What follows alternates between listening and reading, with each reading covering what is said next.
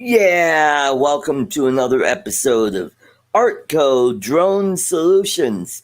We've got a great show today. We are going to talk about SpinDown, which is next week, and we're going to talk about who's all going. I'm going, I will be there. I'm going up there with Tim, the four eyed canine. He's going to pick me up, and we're going to head up to Dillon Friday afternoon and hopefully get there in the evening, go over to Sean's studio and have a blast there, and then get up. Oh, good. Michael Wright will be there. Great. Wonderful. It should be a lot of fun. I hopefully the altitude won't get to me, and I'll have a blast. Just gotta drink plenty of water and don't exert myself, and I'll be okay. But it should be a lot of fun. I just saw Sean's video today.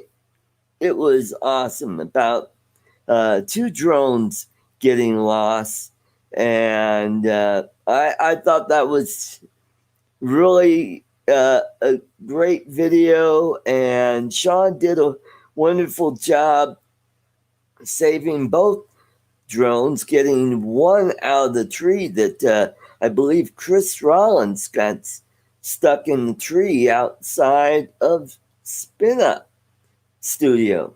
So that was pretty cool.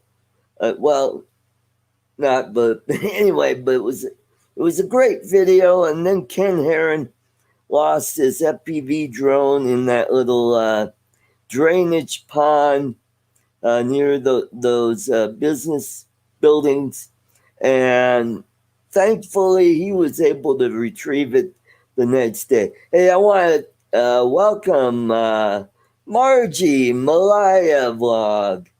Welcome, Margie. And Steve Mack, welcome to the show. Should be a lot of fun. I sent out a ton of links. How do I sound? Is there any echo? Do I sound okay? I'm getting a little bit echo here, and I got everything. The echo is turned all the way down, but oh, great, wonderful, Steve. Thank you very much. Let's blow the lid off of this. I am getting very close to 4K watch hours. I'm at 3.7K, and it seems like I'm getting almost 1K a week from doing these live streams. So, oh, good. Thank you, Steve. Rick Halbert, welcome to the show. Uh, we'll talk about SpinDown, and then I've got something in the mail that I want to show you that I'm going to do a product review, hopefully tomorrow. I've got some computer work I have to do for my sister. She's got an old dual core Pentium. It's one of those Dell Dimension machines, and it's old. I think I bought this off of a police auction website, and I upgraded it for my brother-in-law about 10 years ago. So it is running really slow. So what I'm trying to do is debloat her Windows 10, and hopefully that'll speed things up. I think she's got a lot of garbage on there that just, she has her computer on all the time. Oh, I did? Oh, darn. Okay, Mitch, I will try that again. Hold on, folks.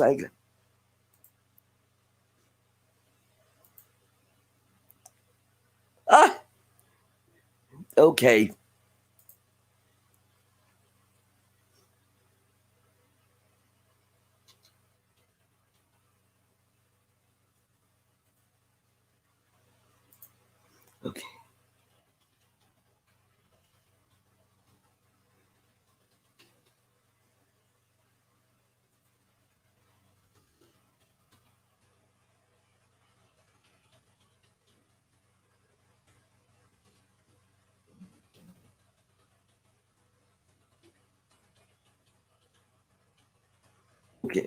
Hold on. Talk amongst yourselves.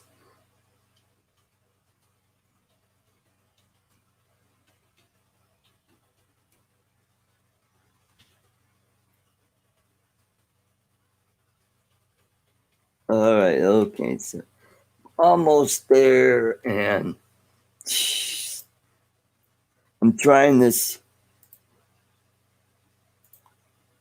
new thing that Jim kind of pointed this out where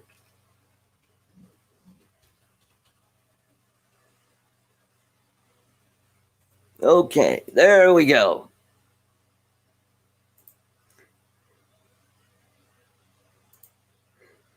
Yeah, Captain Cook, welcome to the show.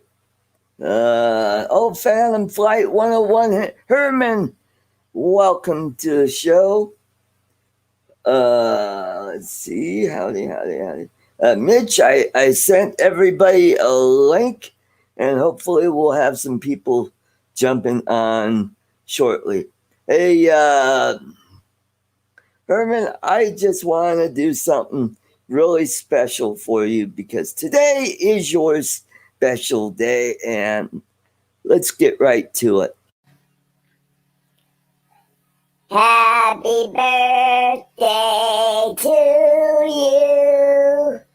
Happy birthday to you. Happy birthday, dear Herman. Happy birthday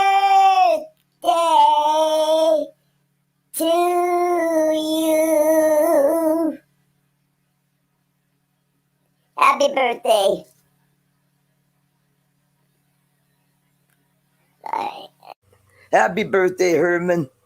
I hope you had a great birthday today. Hopefully, you got some great food on your birthday, got to go out for dinner, and had something yummy to eat. And eat a lot of cake, too. And cake or cupcakes or pie. So, have a good one. So hopefully in a few minutes we'll have a few people jump in and be part of the panel. And speaking of panel, let's welcome to the stream Mitch, old guy and a drone. Hi, Art. Hey Mitch, welcome to the show. How you doing, buddy? I'm doing pretty good. Made a really yummy dinner. I made this Chinese stir fry with imitation crab meat, fried rice, fried onions, green peppers with oyster sauce, and a little dash of plum sauce. And that sounds great. Yeah. That sounds great. So you sent me the link with no link. Yeah. And I emailed you right back, but you must not have seen it. I emailed you back saying you forgot something, but you didn't get that email. So hello everybody. Good evening to everybody, and those of you that said hi to me in the chat, hi to you back. I've been busy here trying to connect and get set up to come on with Art, and I haven't been able to actually get in the chat room. So how's everybody doing? We're doing pretty good. The weather's been nice here. At least I could see the Front Range. I can't see the mountains behind. It's still a little cloudy, but not cloudy, but hazy from all the fires. So hopefully in a few days that'll blow itself out. And I imagine in a few weeks when we start getting some snow, this will really take care of a lot of those fires out there. I hope so. You know, I just noticed, Art, that I'm not in the library that I'm usually in when I visit you guys on Saturday. Yeah, you're in your old studio, it looks like. So we're going to have to. There we go. Okay, as if by magic, we are in the library. Do you have a bus there where you could tilt the head back and press the button, and then the one of those bookcases opens up, and there's your bat pole? No, I just had an interesting little sound issue, so I had to fix it. Oh. Sorry. It's better now. It's better now. So what have you been up to? Well, I've been doing some cleaning in my apartment, getting stuff organized and throwing out some stuff so I could get the apartment looking a little better. And I got this cool gadget in the mail today. And Did it come in a here plain it is. plain brown wrapper? Yeah. This goes on your Mavic Air 2. And it's got a couple flashlights, and it's got Holy cow. an adapter to put your GoPro or GoPro type camera on, and then it's got a screw mount up here. I'm going to do a product review on this. I checked out the hopefully, yeah.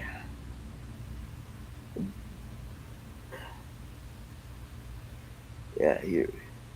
One of the lights isn't very, very bright, so. Well, there's So the I review. saw this on eBay, and I thought, and it's by that Chinese company, Piggy Tech, I call it. PYG. They make some good stuff. PGY Yeah. Tech. Yeah. PGY Tech, and Yeah. they had an adapter for the Mavic Air, the original, and I put my camera on it. And I wasn't too keen on it because it had a lot of jiggle in it, even though I put some rubber bands to kind of smooth it out a bit. But I wasn't too impressed. Maybe with this, I could put this on and I could have the camera facing backwards and have the camera facing backwards. And it looks like I'm flying the drone backwards. Ray Kelly, welcome to the show. Cigar Nation Warrior, welcome to the show. And in case you didn't know, we've got a birthday boy in the chat. Whose birthday is it? It is Herman, Phantom Flight 101. Well, why don't you give him a birthday present of a blue wrench? Oh, good idea. There you go. Happy birthday, Herman. I, unlike Art, wouldn't dare to sing in front of people. It would be horrible. Living things die and shrivel up. It's ugly. Mitch, where's my cigar? I don't smoke here in the library. You know, all the books kind of absorb the cigar aroma. But no, I only smoke outside on my porch. So even though I live alone, I don't like to have the house smelling like cigars. Outside is okay. Right. How you doing, Ray Kelly? Good to see you. Michael Wright is here. Steve Mack. Hi, Steve. Rick Halber. Hope you're feeling well. Agent K, our buddy. Captain Cook also is still white. The View Chaser. How you doing? Said hello to me. Margie is here. Hi, Margie. That's about it. Mitch, if you All sing, right, I'll do what I did to Jason. Joe Blaylock, how you doing, buddy? Hey, Joe. Welcome to the show. Get all the stragglers to come on in, and yeah. And Russell Glerum. Glerum. I think it's like it's Glerum. Glerum. Russell. Yeah. How you doing? It's kind of like red drum. Yeah. So, what you got on the agenda for tonight, Art? Oh, well, we were going to talk about SpinDown, and I was talking about Sean Oz's video that he posted today. I thought that was really cool. Great I saw that. video. I saw that. Um, Yeah, it was. I commented. I told him he did. He did a really good job editing that too. yeah. And of course, Ken Dono was the star. He Yeah. talking about his pants, if you know what I mean. Yeah. And Yeah. right at the very beginning, and then again during the middle. And Yep. but turns out I don't think that was an alligator. No, No. I don't think they have alligators in Austin. It's a Well, no. little too Somebody told far. me that they did. They did have them there. Maybe at the zoo. Okay. I don't know. I know we're supposed to have alligators here in Florida, but I very rarely see them. And Yeah, usually they have small them ones. in Florida, southern Alabama, southern Oh, Mississippi, all around the Gulf of Louisiana, Mexico. All East around the Gulf of Texas, and Mexico. Yeah. down there. Well, anywhere on the coast of Texas, they'll have alligators down there. Well, it's been But Austin's a bit inland for alligators. They like to well. be near marshy water, and That's what they were. That's not what they were telling Ken that night. They were telling him there were a lot of alligators. And I'll tell you, Ken Herron is what a stroke of luck yeah, that he spotted that thing as they were on the way out. I mean, it was mostly underwater, which yep, I hope he can recover some of the pieces and parts from it. But yeah. as you well know, Art, about drones underwater, you got to mention in that video too. Yeah, I sure did. Something like Sean said, they're never going to let me live that down. Yeah. Is Well, it what he was said. Ken Herron that mentioned it. He Yeah, said, "You've been redeemed." yeah. You're used to putting quads in the water, aren't you, Sean? Oh yeah, that was. No, but it was a very well done video. The way he managed to combine his coverage of spin up with Hmm. the adventure of finding actually finding that quad. Right. Hmm. Yep. Well, I'd say hello to Tom, Ten Toes, and Free to Laugh Now. Now, in that pond, I'm pretty sure there's turtles and frogs and whatever aquatic. Uh, I bet you there's probably some carp and maybe some bass in there. Where he found the Yeah. quad? Hmm. Do you think it was a bat that took it down? Well, I mean, birds don't usually fly at night, and Austin's known for bats. There's Really? an area near downtown where there are bats that congregate, I think, under one of the bridges that goes over the river there. And so I think that's what took it down, because you kind of see something was in front of the camera. Yeah, definitely. Probably. There definitely was something, Hmm. and you saw it for like one frame, one or two frames. Yeah. One of the guys down here asked me. He said, I was flying my his Phantom. He has a Phantom 3. He was flying his Phantom 3, and he saw in the frame what he thought was like a bumblebee fly Uh-huh. in front of the camera. Said, "Stay there, buzz around, and then take off." So he sent me that clip, and I Uh-huh.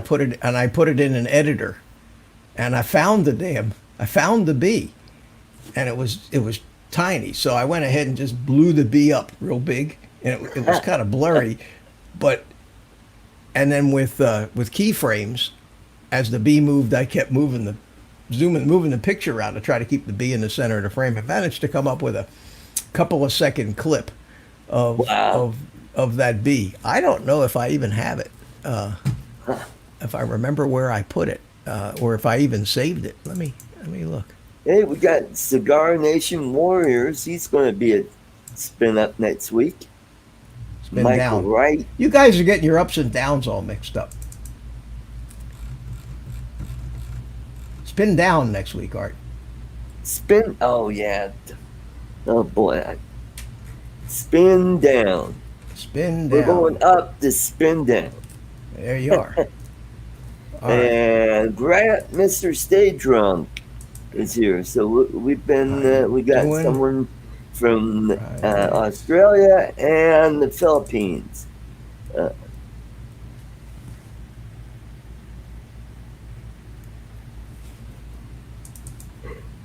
So I sent out some links, and nobody. I thought for sure that Jim would be here.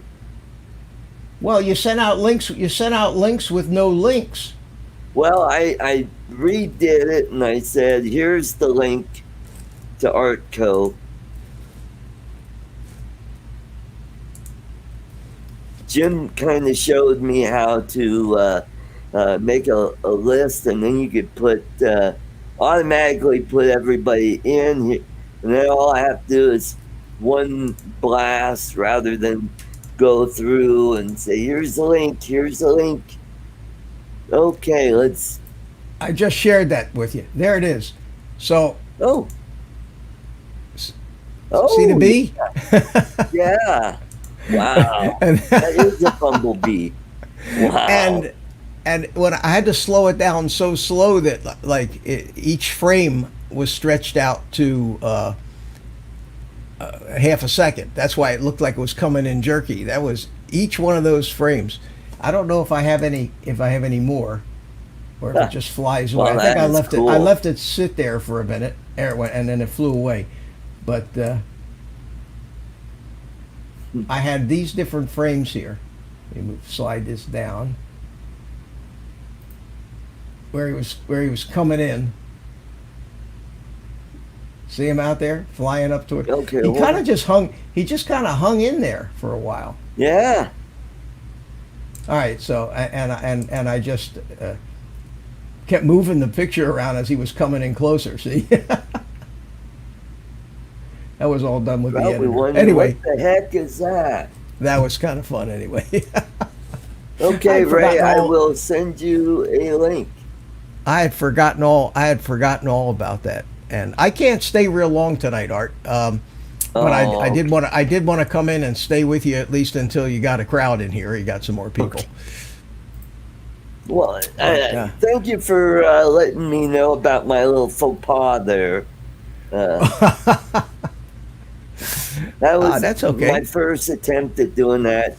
Jim from Above and Beyond Drones told me, all I have to do is make a list, and then all I have to do is click on that, and I'll put everybody in the list. So Well, you did. You sent the email out. You just forgot to Yeah, I paste. know. You just forgot to paste the link in it. I've done that. I've done it. It's easy to do. You're busy. You know, you go in and you blind copy everybody in the email is the way to do it. If you blind and copy you're everybody, busy typing out, this is the link, and blah blah Yeah. blah, and yada yeah, yada. join me. Join me tonight Join on my me show. in. Here's the link, and then you forget to cut and paste the link and stick it in. I've done that. It's easy. And I first got it on my cell phone, so I'm looking on my cell phone and I'm saying, well, maybe my cell phone's missing something. So that's why I went into the computer and looked in it, and it wasn't there. Oh, Bob Casey's gonna be there, and cool. Everybody but A lot of me. people I are won't. going. I won't be there. I won't be there. Would be a long way to go for me. Yeah. Yeah. Well, and then I found out yesterday that Duterte has extended the quarantine in the Philippines. So Oh, really? if I go, it'll be late next year. Holy mac, that's a long time. Yeah. Well, And we got Ray there Kelly, he is. Hey, Mr. Ray. Cartman himself. everybody? Welcome to the show. Captain Doing good, Ray. How are you? How are you, my friend? Good to see you, Mitch. Art. Good to see you. Good to see you. And speaking of the devil, we got another one. We got SoCal Steve. Oh, and we're both wearing our race at drone. I'll put my Hey, horns Steve. up. Hello. How are you, Art, Mitch, Ray? Good afternoon to you. How you doing? Doing good. I was come on, and all of a sudden, poof, power failure. Oh no. Really? It's Well, all this wonderful Southern California heat we're having that they can't keep up with it. So, who knows Oh wow. Yeah. if it was We got if it was a brownout or if it, something got hit or something. Yep. That's We got a not cold good. front. Let's go We got a green energy. we got a cold front coming in here in a few days. Yeah. It's going to be nice. Yeah. That green energy works real well at nighttime. Yeah. Oh yeah. Well, Yeah, let's get rid of all the coal fire and gas power plants. Yeah. yeah. Get rid of airplanes and cars while we're at it. Yeah. Just throw ourselves back into the Stone Ages. Well, we won't need it with this shutdown. You won't be able to fly anywhere. So, Yep. I think Well, I like think I was tonight here telling- it's supposed to go down to 59. 59 Wow. degrees tonight. That'd be great. Wow. I think that'd be fabulous.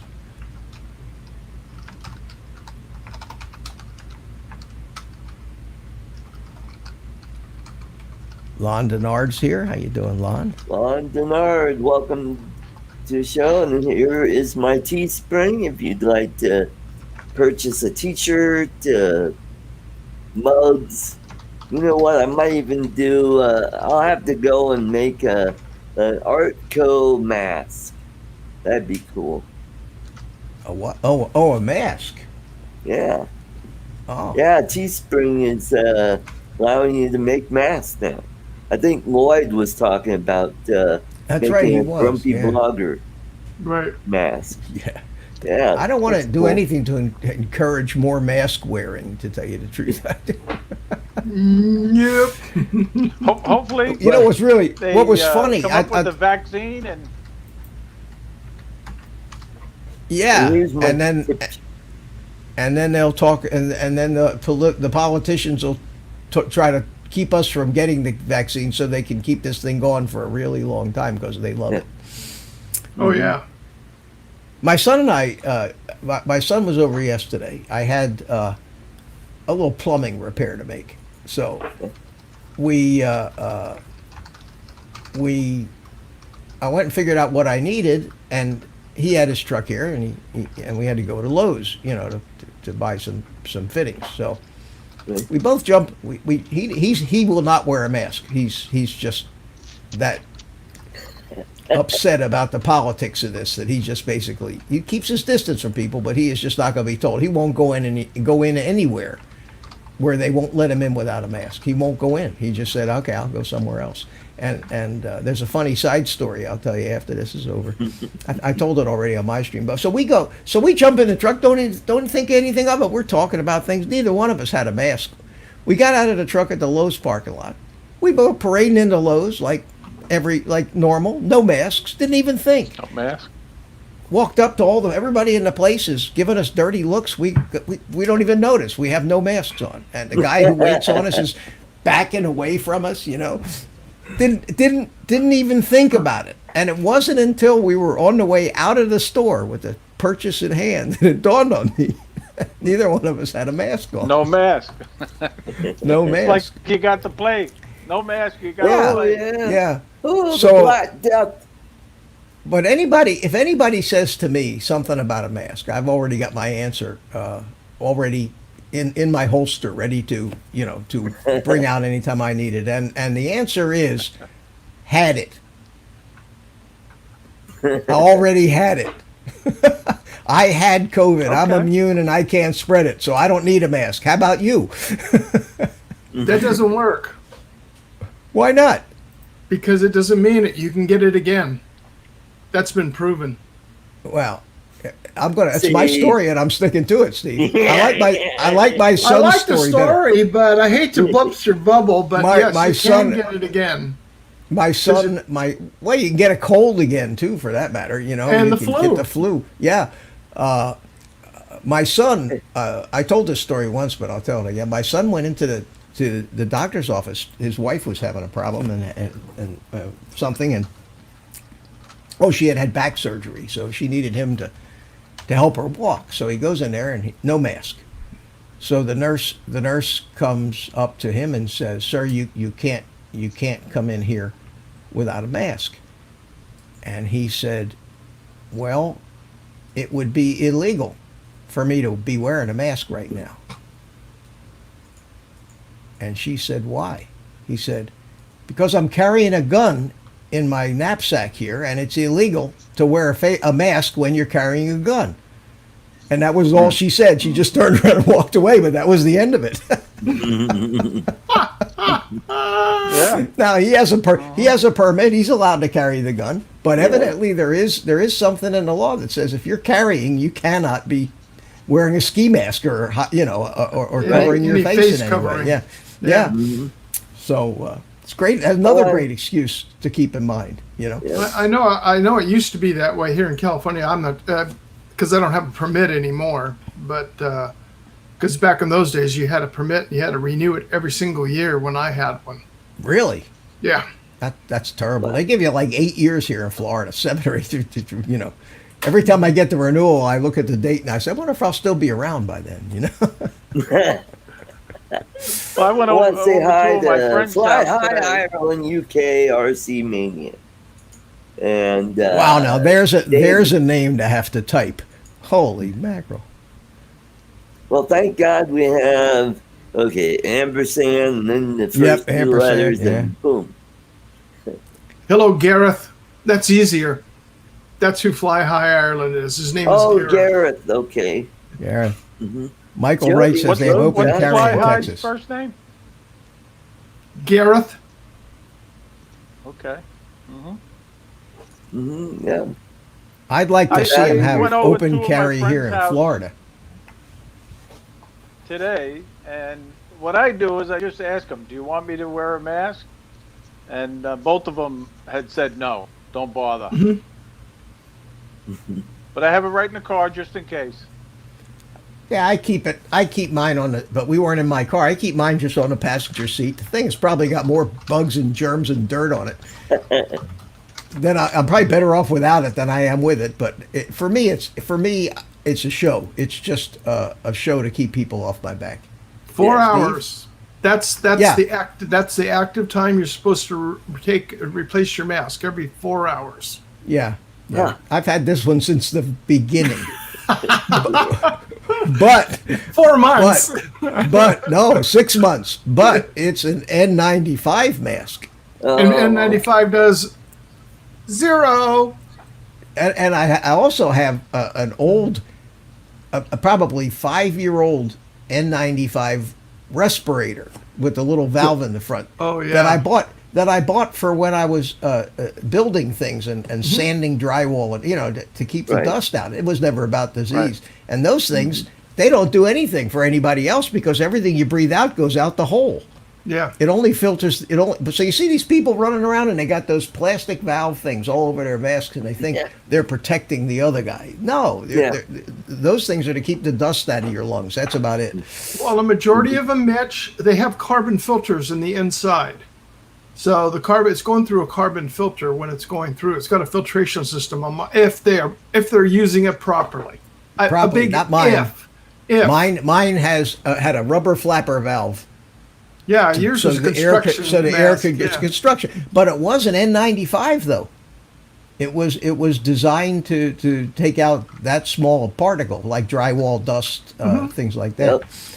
Yep. Oh yeah, I was doing some building, and you ever sand a bunch of drywall and you come out looking like you fell into a pit of cocaine, man. You're just Yeah. covered from head to toe with white dust. Somebody take your opened up face- a bottle of Johnson's and Johnson's baby powder. Oh, it's exactly right. Yeah, poof. And you take the mask off and you have a flesh-colored ring right around here. Yeah. Yep. and two flesh-colored eyes. Yep. Yep. From the goggles. Oh yeah. Well, Well, our it turns out I governor ended up here in having a problem with the Mavic Mini. I had mentioned it on another stream. I finally got the warning of warp props. I Really? was Warp taking prop. off at a dock, and I was gonna actually. My plan was to go on a boat and do a hand launch and a hand catch. But when I took it off on the dock, I got 20 feet above, and the warning came on Huh? that you're got a problem. I With never your heard it. props. Land immediately. That must be a I unique did. warning to the Mavic Mini. I never heard of that warning before. Yeah. Never have. First time I got it, but I did hear about the problem where if you put it in the Mavic Mini Fly More case, it does put extra pressure on them, and it bends them a little bit, and that's all it takes. Well, those are pretty soft props, aren't they? They're pretty flexible props. Yes. Oh, they're flimsy. They are flimsy. bend real easily, and But you're gonna laugh at this. You know where my extra props are? Well, Mitch, you'll probably know. Florida. of course, They're in the box of in course. Florida. You know the FPV props. The FPV props are pretty flexible too, and you can bend these things up real easy. And then what a lot of guys do is when they get it, if it's not too bad a bend, they just bend them back, and they work. Mm-hmm. But Yeah, there was Kelly- on the warning, it also said if you hover when you initially take off, you know, it hovers in place about 4 feet above the ground, and if you let it run there for 5 minutes, DJI says it might clear it up on its own. Really, might fix So it. I'm going to give that a try, maybe tomorrow. There you go. Did you, What did is the you setup? see if it's noticeably bent or anything when you're looking at No, them? You know, you can't- laying Yeah, out? if you look at it on edge Yeah. on and watch it rotate, does it look like one blade is going up and down a little bit? Not really, you know. Nope. I have to Putting say. it in an idle and setting it on a table, just put it in an idle where you can look at it straight on and see if any of them do look like there's a little bit of a wobble. Well, I do it. Oh, If you it's- actually turn it on, it immediately takes off up to 4 feet. No, just manually start the stick, not a push. Oh, button, just- I've never done that. Okay, I've never done it manually like that. Okay. Yeah. Try manually.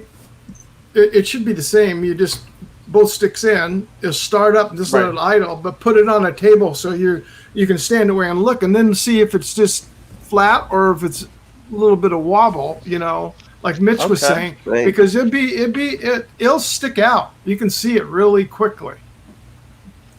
You know, the real truth of this thing is that over in China, the guy that is in charge of the spare parts stock for DJI, and I don't know how he would have said this in China, but what he basically made a phone call over to the software department. He says, you know, we've just got a boatload of these extra props here. We don't know what to do with them. So the guys in the programming department made a little fix that made everybody's Mavic Mini light up and tell them their props were no good, so they would go on and buy more props. That's the real deal. Right?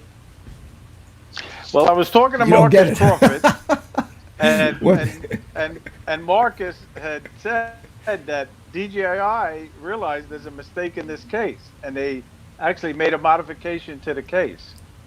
Anybody who buys a new Oh, Mavic okay. Mini has a different case now. That's what I get for trying to make a joke on your show, Art. See, have you got the boo button? If not, I could turn it on and fire it up over. Oh, okay. There. I was trying to get a laugh, and nobody laughed. Too subtle. So they're going to send Tough. you a new case, Ray? Tough crowd, Art. No, Tough no, crowd. not me. No, I haven't brought DJI into this yet. No. Hopefully, I'll get it corrected. That's one nice thing with the air case, because it stands straight down into it. when it goes down into the case, so it really makes a difference on it. Yep. Yep. I don't imagine they could make stiffer propellers for that thing. Those soft props must have something to do with the way it flies. It's a All little their bit of props shock are, absorption. are flexible. You know, they're all flexible. I don't know But of I one think- that isn't. No, but I think that from what I have never even seen a Mini firsthand. So, from what I've seen the guys on YouTube do, the props look like they're a little like the Anafi. They look like they're just a thinner prop, a little more flexible. Hello, Well, the David, Mini is a great Arizona little drone. dude. What was that, Ray? Arizona money. drone dude. The Mini is a great little drone for the money, the price, Mhm. but I like the Mavic Air a lot better. How do you like yours, Art? Oh, I love the Mavic Air 2. It's fantastic. I was last time I flew the Evo, I noticed it's louder than the Mavic Air 2. Kind of reminds me of the Mavic Air original. Yeah, The original Mavic Air sounds like you got a screaming buzz of hornets Oh. around. that was a loud Bees. drone. That was a loud drone. Yeah. Yeah. Yeah, the Mavic Air 2 is quiet. I mean, really quiet. Yeah. Hmm. They made a big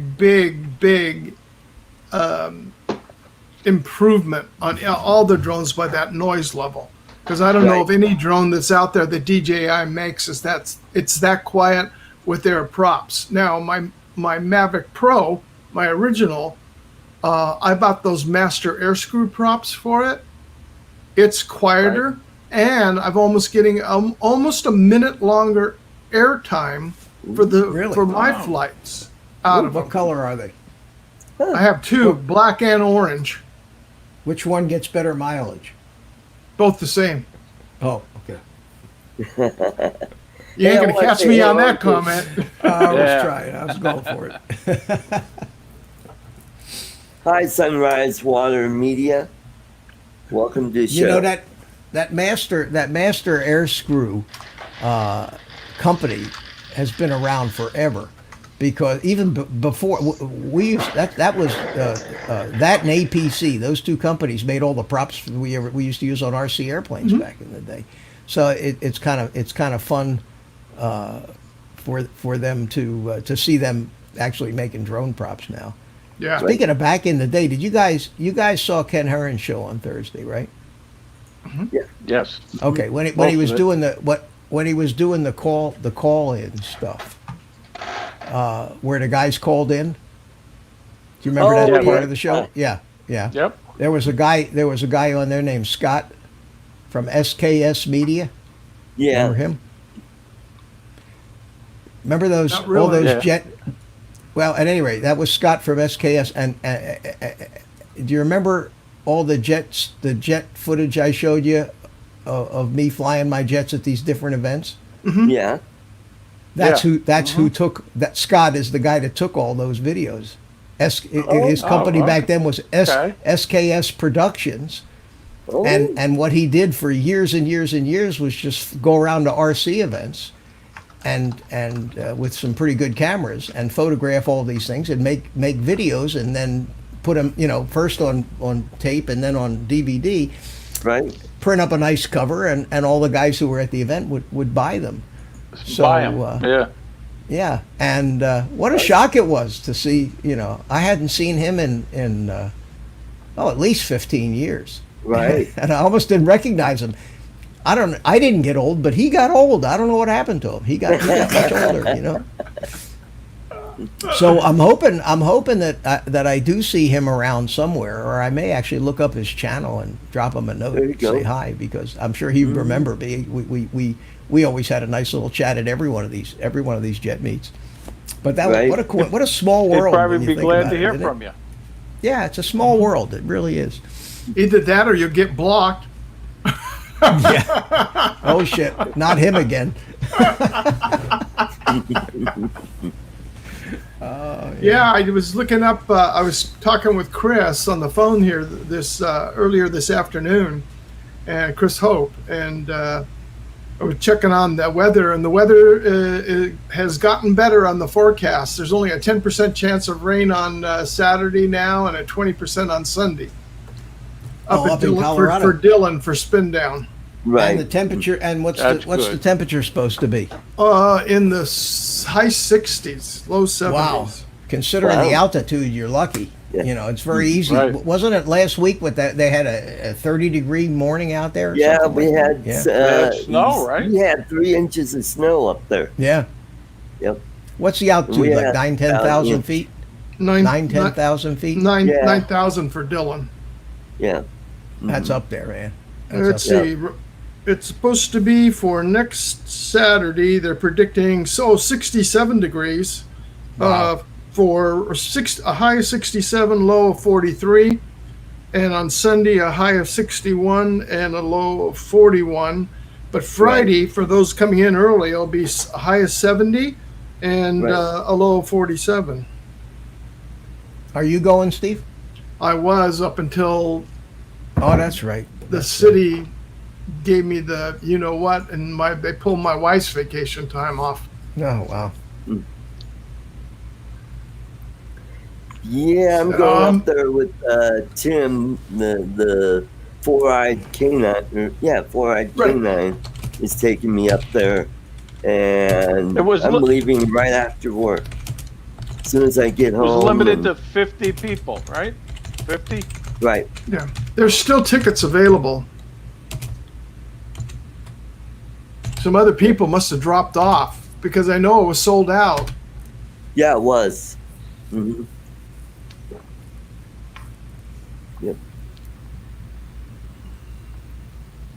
That's a shame. I hope they do fill it up. Yeah. Hmm. Well, you know it when you know that at least 5 people aren't going to make it. The odds are that out of 50 people, 5 of them will have some problem. The airplane will get stuck. Something came up. They didn't feel good. You know, something is going to screw that up. Hmm. That's why they Yep. overbook airplanes like they do. What did you see? Well, Art, you should have a great time. You really should. Yeah. Yeah. Did you see how Yeah. empty the airport was for Sean Oz? For him coming Yeah. in, leaving, Mhm. and landing in Denver? It was like, is there anybody there?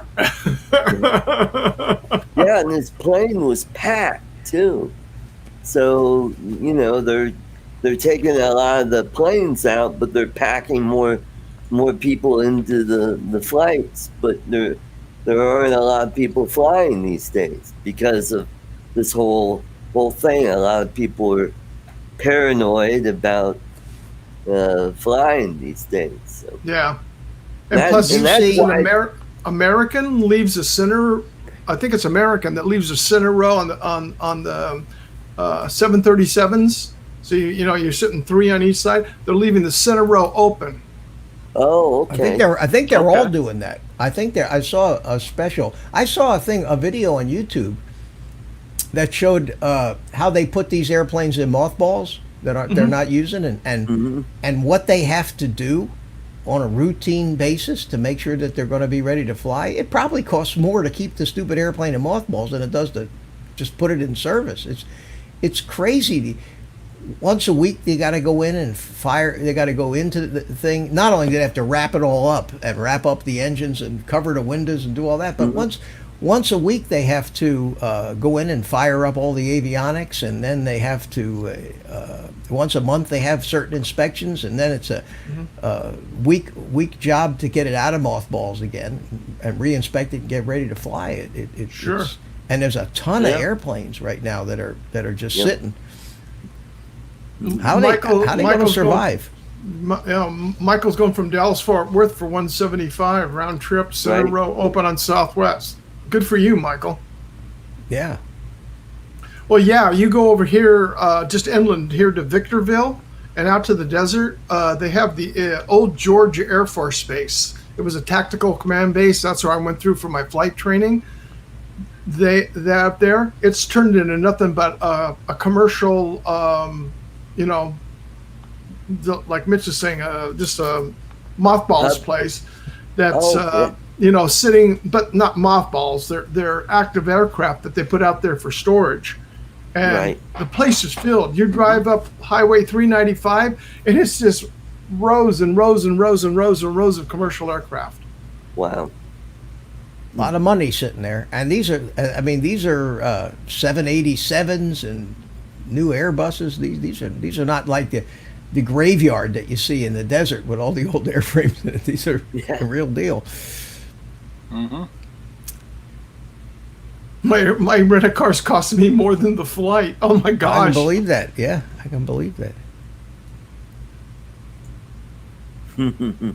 I was kidding Ken Dona, wanting to know if they charged him an extra fee for half the rubber being taken off the tires after Ken Herron was driving his car. Well, at least they drove it away from where they were throwing rocks. That was that was brilliant.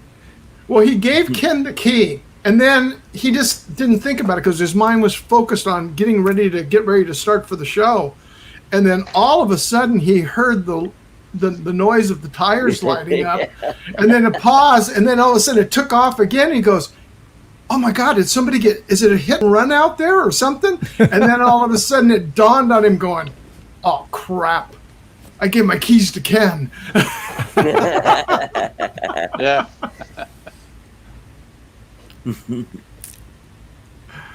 I really thought the spin up, it was great. Even though it was virtually, I thought it was great. Yeah. No, it was a good show, but I think that a live spin up, if you're out there with all the guys, you can go a lot longer than you can on a virtual thing. I think that they shut it down just about right. Any longer, I think they would have lost most people because you just you're right. To sit in front of your TV or hold up your cell phone to watch something 4 hours is it was kind of long. stretching it. Yeah. But the one this thing is, I did not feel like I was going to fall asleep like I did at the spin up last year, where I'm sitting there, I'm watching go blah blah blah, and I'm like, I'm trying to stay awake and not fall asleep. And then Really? With the live, when you were there with the live presenters, huh? Yeah. What, and in the afternoon was that happening? Art? Well, yeah, I'm not sure. Yeah, I think it was after lunch I was starting to. Yeah, after you ate and we're sitting there in that closed room. Was that in a hotel? Started to warm up too.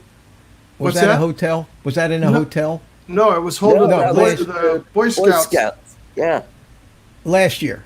Yeah, Boy Scouts headquarters. Okay, okay. Yep. So it wasn't like a typical conference room hotel layout. No. It was typical conference room, but they had custom food that they brought in for it and everything else that Kelly arranged. Right. How many of those conferences have you been to, Steve? Where you I've walk been in to the both- room, where you walk in the room, room. and they have tables that are like 12 inches deep, and they set them 3 up. On each table, there is a pitcher of ice water, Yep. 3 glasses, and 2 dishes of hard candies. Mm-hmm. How many times have you walked into a room like that? more toes and fingers than I have on my body. Oh yeah. It just screams where you're going to be bored out of your mind. Yeah. Have a seat. Although it was, And then some fool gets up with a PowerPoint presentation and reads it. that's ridiculous. Yeah, that's when. I have to admit the best presentation at Spin Up last year was Sean Oz. Yeah. Hands down. Yeah. For somebody who had never spoken in public to a group of people, he was like this the night before. And we were sitting having beers with a big group of us there in the lobby. We took over the breakfast area. Yep. And they more or less didn't bother us because we just took it over. Yeah. And we were there, and he was nervous. He says, "I got to go up there and get my my speech ready and my presentation ready. So he left after a little while down there. He had a beer, and then he took one up with him. And then the next morning, he came down, and we were all there together for breakfast. And he was just nervous as hell. So when it was time for him to give up the speak is when they had the whole AV section, the whole AV thing went poof down right when he's getting ready to speak. Oh, no. And I looked at him, and the look on his face was just like this kid that you dumped him in the middle of, a metropolitan shopping center, and he didn't know anybody. He was just totally lost, knowing what to do. But he picked back up and went on without a glitch. Yep. Mm-hmm. It's nice when you go to those conferences and there's actual demonstrations or workshops where you can get actively involved. Right. Mm-hmm. Oh, yeah. Yeah. That makes a difference, Ray. That really does. And it is. It makes for a long day. You guys did have like flying time together too, right? If I remember seeing that, yeah. Mm-hmm. They had it's like a retention pond that was right outside. Right. So like the building was up front here, the one hotel was here, and the other hotel was just across this, like a cul-de-sac, and then this big retention pond. So we just had to walk over from the hotels through the parking lot and in, and then this whole area was open to fly in. Right. Mm-hmm. Yep. Did everybody bring a drone or no? Yeah, I brought my Mavic Air with me. Yep. There's some people that didn't, though. Yeah. Some people maybe didn't want to fly with them. Have to deal with that. Yeah. More people flew the next day. Less people, but more people flew. Just about, I want to say over 50% of the people that went out to the baseball, to the park that Kelly had rented this baseball, the dedicated diamond there. Most people were out there flying. Mm-hmm. It really looked like I'd like to get to the next one if it's next live one that they have out there in Austin. But I would drive. I would drive out there so I could carry a load of stuff with me without having to worry about dealing with airplanes with drones and batteries and all that other nonsense. I went through and never had a problem. I went through. You wouldn't be bringing the amount of crap that I probably would. Ken brought. He bought one whole case with nothing but batteries, and he actually packed his drones in between in his suitcase.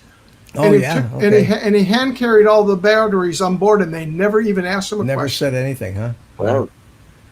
Because they're all one cell or 2 cell batteries is all they are. So it's not like you're. Most of the ones that we use are these 4 cells or 6 cells, and they're above the.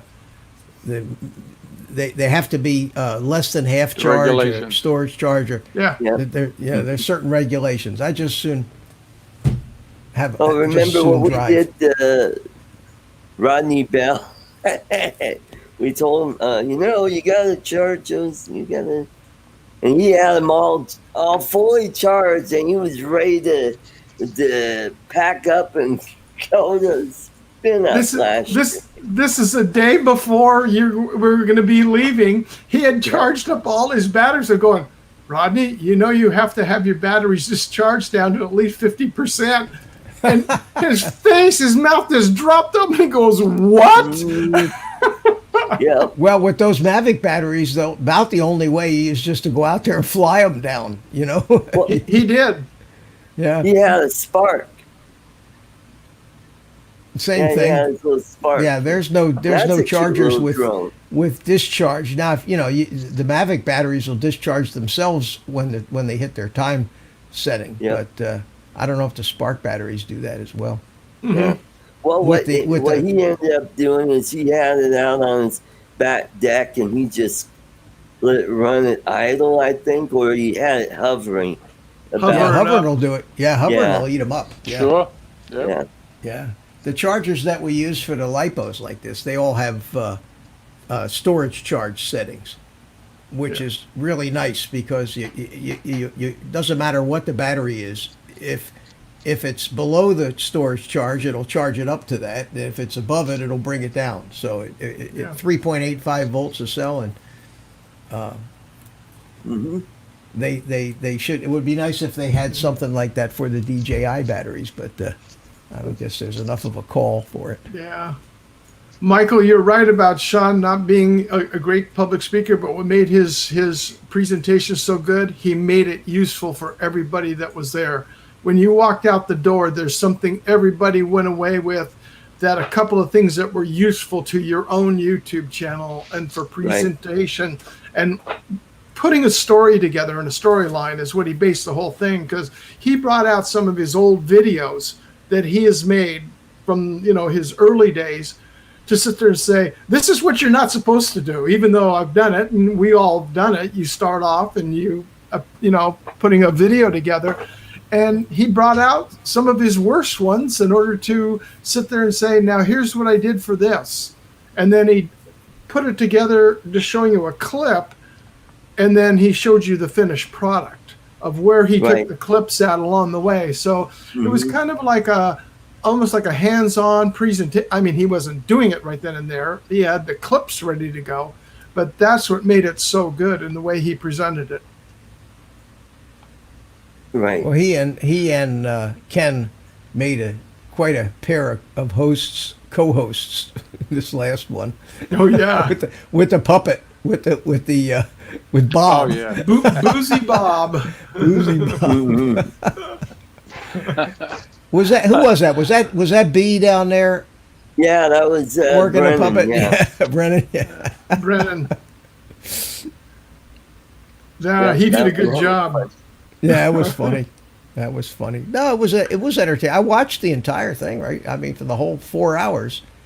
I sat there and watched it. Waiting to win my prize. Yeah, waiting to hear not Mitch. Not Mitch. Yeah, the winner is not Mitch. Well, that's because all of our names got blown all over the floor with Ken Herron with his drone in the jar. Well, I told you this the last time, Steve, that when the cleaning people came in 2 days later, and they lifted up all the cushions, they found two of those little name strips, yours and mine. Yeah. Or they may not even find them till sometime next year. Who knows? Yeah. Yeah. Kelly will come into the office one day and there'll be two little tabs sitting on this desk with a note. Found these. Do you know what these are? Sorry, yeah, old guy and Steve Carpenter. Yeah, that was a cool idea to take a drone and fire it up right above the confetti like they did. Yeah, put it in the jar and turn it on. Put it in the jar, turn it on. Yeah, that's a good idea. Let's do a Vegemanic on all these pieces of paper. Well, that was clever. Let's see if we can match them. Let's see. Okay, there's Mike somebody. Like CSI. Okay. They do that in CSI when they take a handful of paper out of the shredder, out of the paper shredder, and they start putting the pieces together. Yeah, there you go. Yeah. The drawings were very suspenseful, though. You were waiting to see if your name was going to be picked. Yeah. Yeah. I don't even wait anymore. If there was two guys in a 50-50 drawing, the other guy would win. It's just my luck with those stupid things. It's like Chris Hope and I, the first year at Spin Up. Okay, the tables were set up for 8 people, but we had, 1, 2, 3, 4, 5, 6. 6 of us at the table.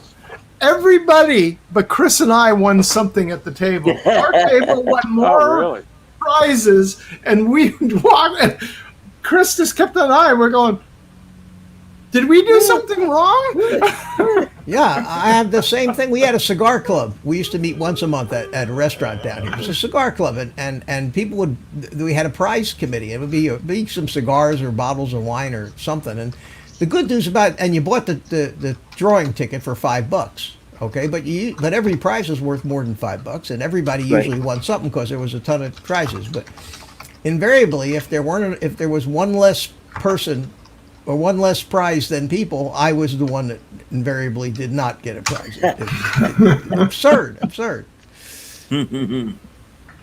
Well, last year that what night they we did also is they had tickets. that night. We all had tickets, and they call the last three digits of the number, and Sean was about ready to raise his hand, and they just kind of like, no, you can't win. And then they picked another number. I'm like, yeah, I got the number, yay! I'm surprised you didn't win anything this year, Art, because with your luck, you always seem to win. Mm-hmm. Unbelievable.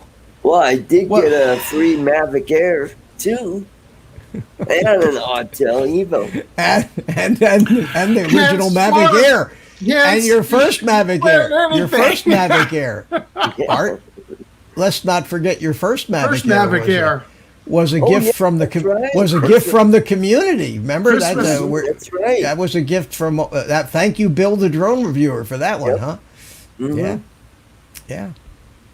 Well, I'm going to bug out, Art. All right, Mitch. Always thanks good to for see you guys. popping in. You'll get enough Good of to me see you, tomorrow night Mitch. if you tune in. Good to see you, Ray and Yeah. Steve. We'll hopefully good see night. you guys tomorrow night. Okay. Have a good night, Mitch. Take care. All righty. Take All care, right. Mitch. Good night, See you everybody. Tomorrow. Good I'll be night. watching though, so behave yourselves. Well, this is what I got in the mail today from my Mavic Air 2. What is it? What is it? Well, Art? it's you can put a GoPro type camera, and it's got a couple flashlights on it, and it straps around the Mavic Air 2. And it's got a screw on here so you can put another camera. Maybe you have one looking forward and one backwards. So I'm going to do a product review on that, see how that works out. I did one on the one that they had for the Mavic Air, the original, and I wasn't too impressed with it. Question. Does that mount just behind the front rotor arms? So those flashlights where the flashlights are, so it's Yeah. going to be behind it? Yeah, see where these holes are? That's where you press those on the battery. Yeah. When you take the battery off, it goes right over that part. Oh, so they'll be balanced out then. Yeah. Yeah. Right. Mhm. Yep. And they got the flashlights pointing out that way, and you could either put a camera facing that way, or what I'm going to do is face it the other way, so I get like the reverse shots. And Chris Hope's in the chat. Chris, I Chris. sent Hey, Chris. you a link. If you check How you your doing? email, check the second email that I Yeah. sent. And Don't check the first one. Yeah, It's a nice hello. yeah. Oh, I hope Chris comes in and tells you the story of what he did to Ron Lockwood last night. Oh, Lord. Oh, Oh, that You was got- hysterical. You have to go back and watch Matt Northeast live show. It's about halfway into the show. right. You will be rolling on the floor, laughing your ass off. Without a doubt, it is the most entertaining show. He knocked the socks off what Ken could have had happen, and it happened naturally. I don't want to give it away. I'll let it pass on because they couldn't have wrote that better in Hollywood. exactly. Right. Hey, Bill, Metro Drones, welcome to the show. Mike B, aka the Drone Ranger, welcome to the show. Hello, Bill. Mike's been here for a little bit. Art. Yeah. Yeah, that's right. Bill, I sent you a link, so if you want to pop in, you can. Look at the second one that I sent out, not the first one. Oh, boy. Not that any of us have ever done that before. Uh, I don't know how many emails I've done. You know, you're sending an email to a client or something like that, and you'll be in the body. Please see the attached document. Da da da da da. And all of a sudden you get this reply back. What attachment? Mhm.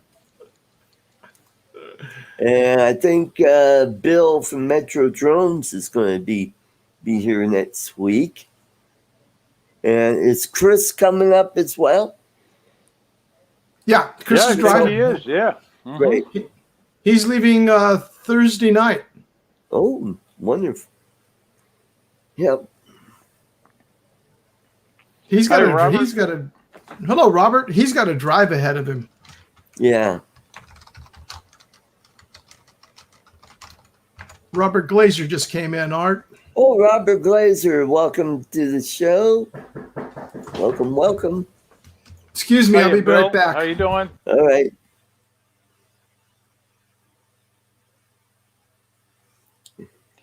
Well, I'll tell you, Art, it's so interesting when I was all excited about flying from a boat. And Right. when I got down to the dock and ran into that problem, it was so disappointing. I finally got the courage to do it, and then I couldn't do it. Yep. I hate that when that happens. You take your drone out there, either that or, oh, I forgot to charge batteries. Or And you I just forgot the I didn't SD want to. card. I did not want to chance it trying it with the Mavic Air 2 from a boat. Yeah.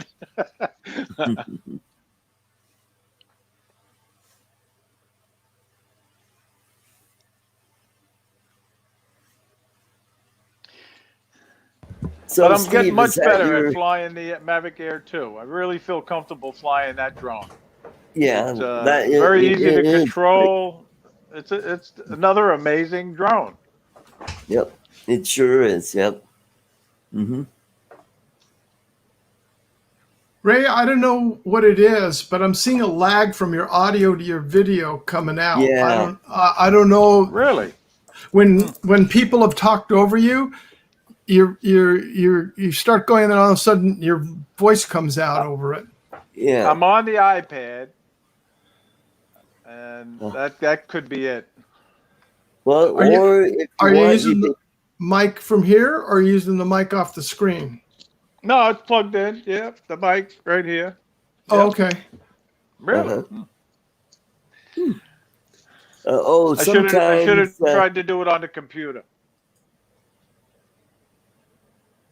You know what you may want to try doing? Just drop off and come right back in again. yeah, there you go.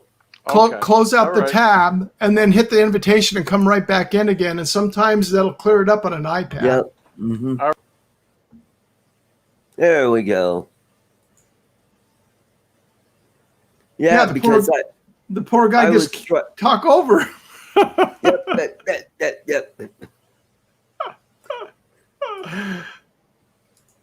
Oh boy, So how's the weather?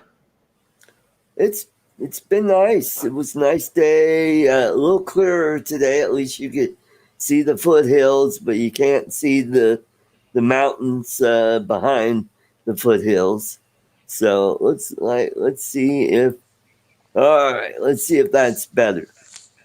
All right, say something, Ray. How's that audio? Oh, that's Oh, good. much better. Yes. Oh, okay. Good. Mhm. I'm glad. Thank you. Yeah, there's something about StreamYards.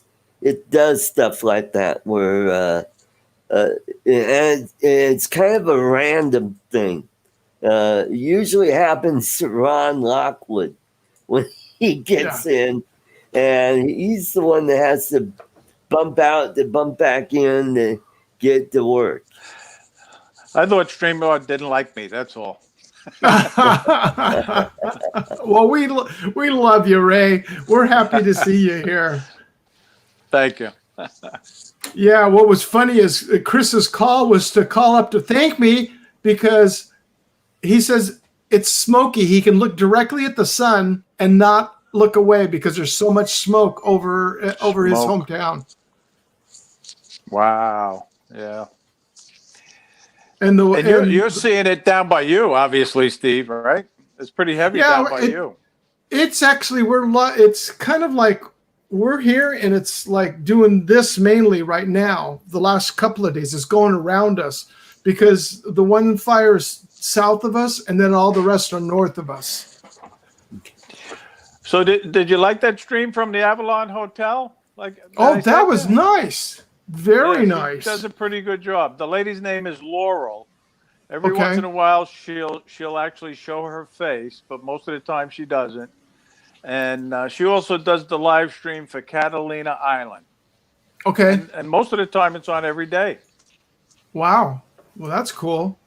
Hey, I want to say hello to James Tanner, all the way from Lipa City, Philippines. He's in the chat, and it's waffle time. Yeah. Mm-hmm. Enjoy, James. Yep. Thanks for coming in. Yeah, that was a nice stream, and that sunrise, that one that you sent me, that was beautiful because actually until I went up in the air here the day before yesterday with my drones, I couldn't see the sun. By mid-afternoon, it's gone. I mean, it's disappeared behind the clouds and the smoke. You can't see it, right? Because Go ahead, Art. Go ahead, Steve. I'll jump in. Go ahead. Well, the last couple of days, it's been so hazy here. Mm-hmm. You cannot see the mountains at all. Mm-hmm. I mean, it's almost like living out in Iowa, where it's so flat, but with mountains, you just can't see it. It just. Hey, Bill from Metro Drones is here to join us. Welcome, Bill. Good to see you. And then we got Bill from Coast to Coast Drones in the chat. Welcome. Hello, Bill and Bill. Hey, Bill. How's it going? It's going good. Good to see you, sir. Hello from White Lake, Michigan. Yep, White Lake, Michigan. Yep. I performed at a club there called Gadzooks Comedy Club years ago. Mm-hmm. You miss that, Art? You miss being a comedian? Sometimes I do, and sometimes I'm like, oh God, I gotta drive way the hell out there, and with all the stuff that's going on, it's killed the business for me. It's like I don't want to be around those kind of people, and it's not every one of them. I'd say it's probably half of them that are the real loony left-wingers that once they find out you're conservative, they hate you. Where back in the day, we used to keep our political views to ourselves, and we got along great. Some of them, the snooty ones, kind of had ew, you're conservative. Have that kind of attitude. Yeah. All right, whatever. I'm here to just make people laugh, And how's everything in Michigan, Bill? It's okay. It's starting to cool off a little bit. Well, that's good. Yeah. Now, are you guys getting, Bill, are you getting smoke across your area there, or are you too high up north? We were the other day, but it's been clear the last few days. But there was a couple days where the sun was orange. It was pretty cool. Yeah. Because I know Ron Brown all the way to, the East Coast. They're getting the smoke there. Yep. Yeah.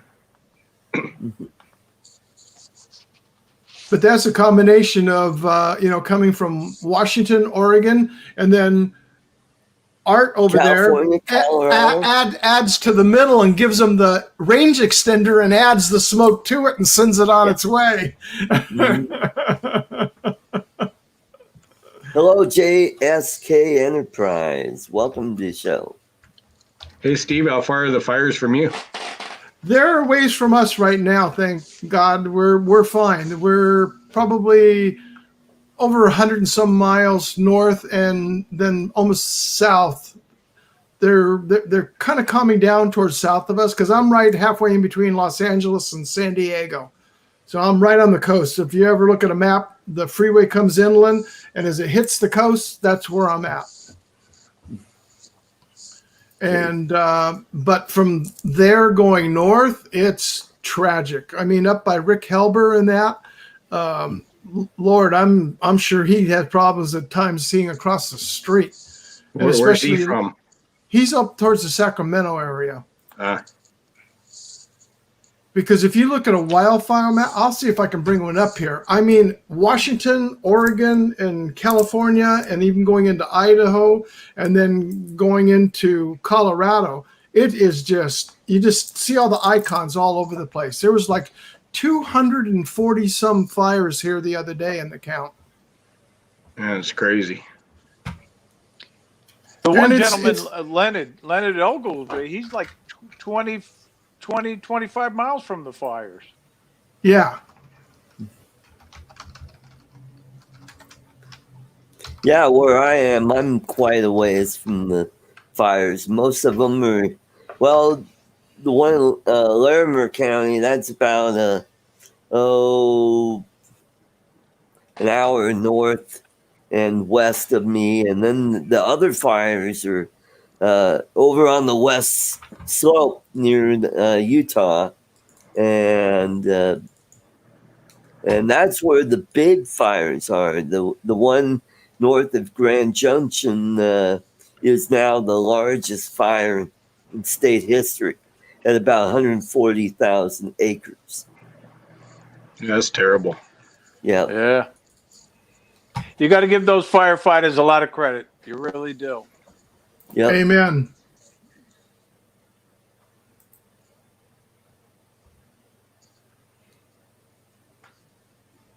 Well, it seems like I'm still doing the lag thing.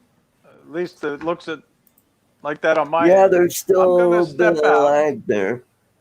Yeah, I'm going to step out and I'll listen. And good seeing you, Bill. It's not you. I'm just leaving. And I'll be watching, all right? Thanks for sending me the link. Take care, Ray.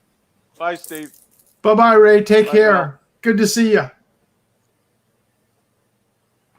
There we go. Hey, Chris Hope, I sent you a link in the messenger. What I'll do is I'll send it again. So come on in, Chris.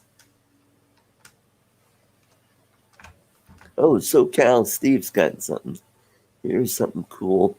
Let me bring this out a little bit so we can get the whole thing in there. Let me see if it'll go larger. I don't know if it will on this one or not. Yeah, you had it large. Well, that's it. That's close. I want to get it all the way up where it's shown. There we go. Oh, okay. There. Yeah. I'm sitting right where this arrow is. So you got the one down here in San Diego, then these up along the inland side. These are what we call the Inland Empire up into LA. And then this is all the way up on the fires running up in the National Forestry area. Right. And then below San Francisco. Yep. And then Sacramento's got some, but Al Diaz had a video that he put his drone up that he showed this area over here. Mm-hmm. But you can see how much is above northern and north of San Francisco and the area around Napa Valley and Sonoma. They're right in here. So it's like it's missing them, but it's above. But it's going all the way up. And because Bill on Coast to Coast, he's got smoke everywhere. And so does Curtis Dart the same way. Yep. Yeah, and if you look at Colorado to the east of you, it's mostly in the northwest area of the state. If you get to, see, it's all either north or west of Denver, and then there's a couple that are south of Denver. It looks like down there by Pueblo, or Trinidad. Yeah. Yep. But you've got a lot of them all over the place because this is the one this is the big one that's burning out there. Yeah, that's the Pine Gulch fire. Yeah. And you go to the next one to the east of that. That's the Grizzly Creek. That's near Hanging Lakes. That's the one that closed down the interstate for about a couple weeks because Yeah. you know it was so smoky and yeah. Yeah, it's tragedy. A lot Yep. of loss of property and Mm-hmm. life, unfortunately. Yep. Oh yeah, especially in California. I don't think we had any deaths here in Colorado, but a lot of Mhm. buildings have been destroyed. Yeah, it's a tragedy, and I mean, I've lived here my whole life, so I'm native, and I'm native to Orange County, where this is the county we live in here. Right. And I'm not, I don't want to see anything taken down. I don't want to see us losing our natural resources. But one thing for sure, it's just extremely poor forestry management and management of all the undergrowth that we have here. They don't do anything because years ago, up in the local mountains, what we call Big Bear, I was talking with somebody from the forestry department, and they said a healthy forest is roughly 50 trees an acre. Mm-hmm. The area that caught fire, 265 was the average trees an acre in this area. It's so dense, and most of it had been what they call this beetle bark had gone in there and killed the trees, but they wouldn't let them cut the trees down. Yep. Mm-hmm. They wanted to decompose and then turn it into mulch. Well, that's stupid. If you want to turn it into mulch, then just turn it into mulch and put the mulch out. You don't just let it sit there so it's a tinderbox ready to explode. Well, of course, that wood could be used for making furniture, and that's what some people did. They got permission to take out some of the dead timber, and they were able to make some really beautiful, benches and tables with. Yeah. But, because, you got some judge listening to those environmentalists. Oh, you can't cut those trees down. Hello, Tim. The four-eyed canine is in the chat. Tim, I believe I sent you a link if you'd like to pop in. Don't look at the first one. Look at the second email that I sent you. That's the one that has the link to the show if you'd like to pop in, and then we can see what you look like. So how's the weather your way, Bill? It's been pretty clear the last few days. It's been nice. Not much rain. The temperature is cooling off a little bit, but not looking forward to that. Winter's terrible. Well, I lived just east of you in Royal Oak and Troy for almost 10 years, so I know a lot about the winters there. And the summers there could be hotter than when it's this summer was really nice. Yeah. It was less hot, I it's heard. in the upper 90s, and you got that high humidity, and you walk outdoors, and all of a sudden it feels like somebody threw a hot, wet blanket on you. But I guess I'll have to get used to it if I'm going to, retire in the Philippines. Yep. Yeah, Jody. Yeah, it's the humidity there. I have family in Minnesota, and it gets hot and humid up there during the summertime too. Same way.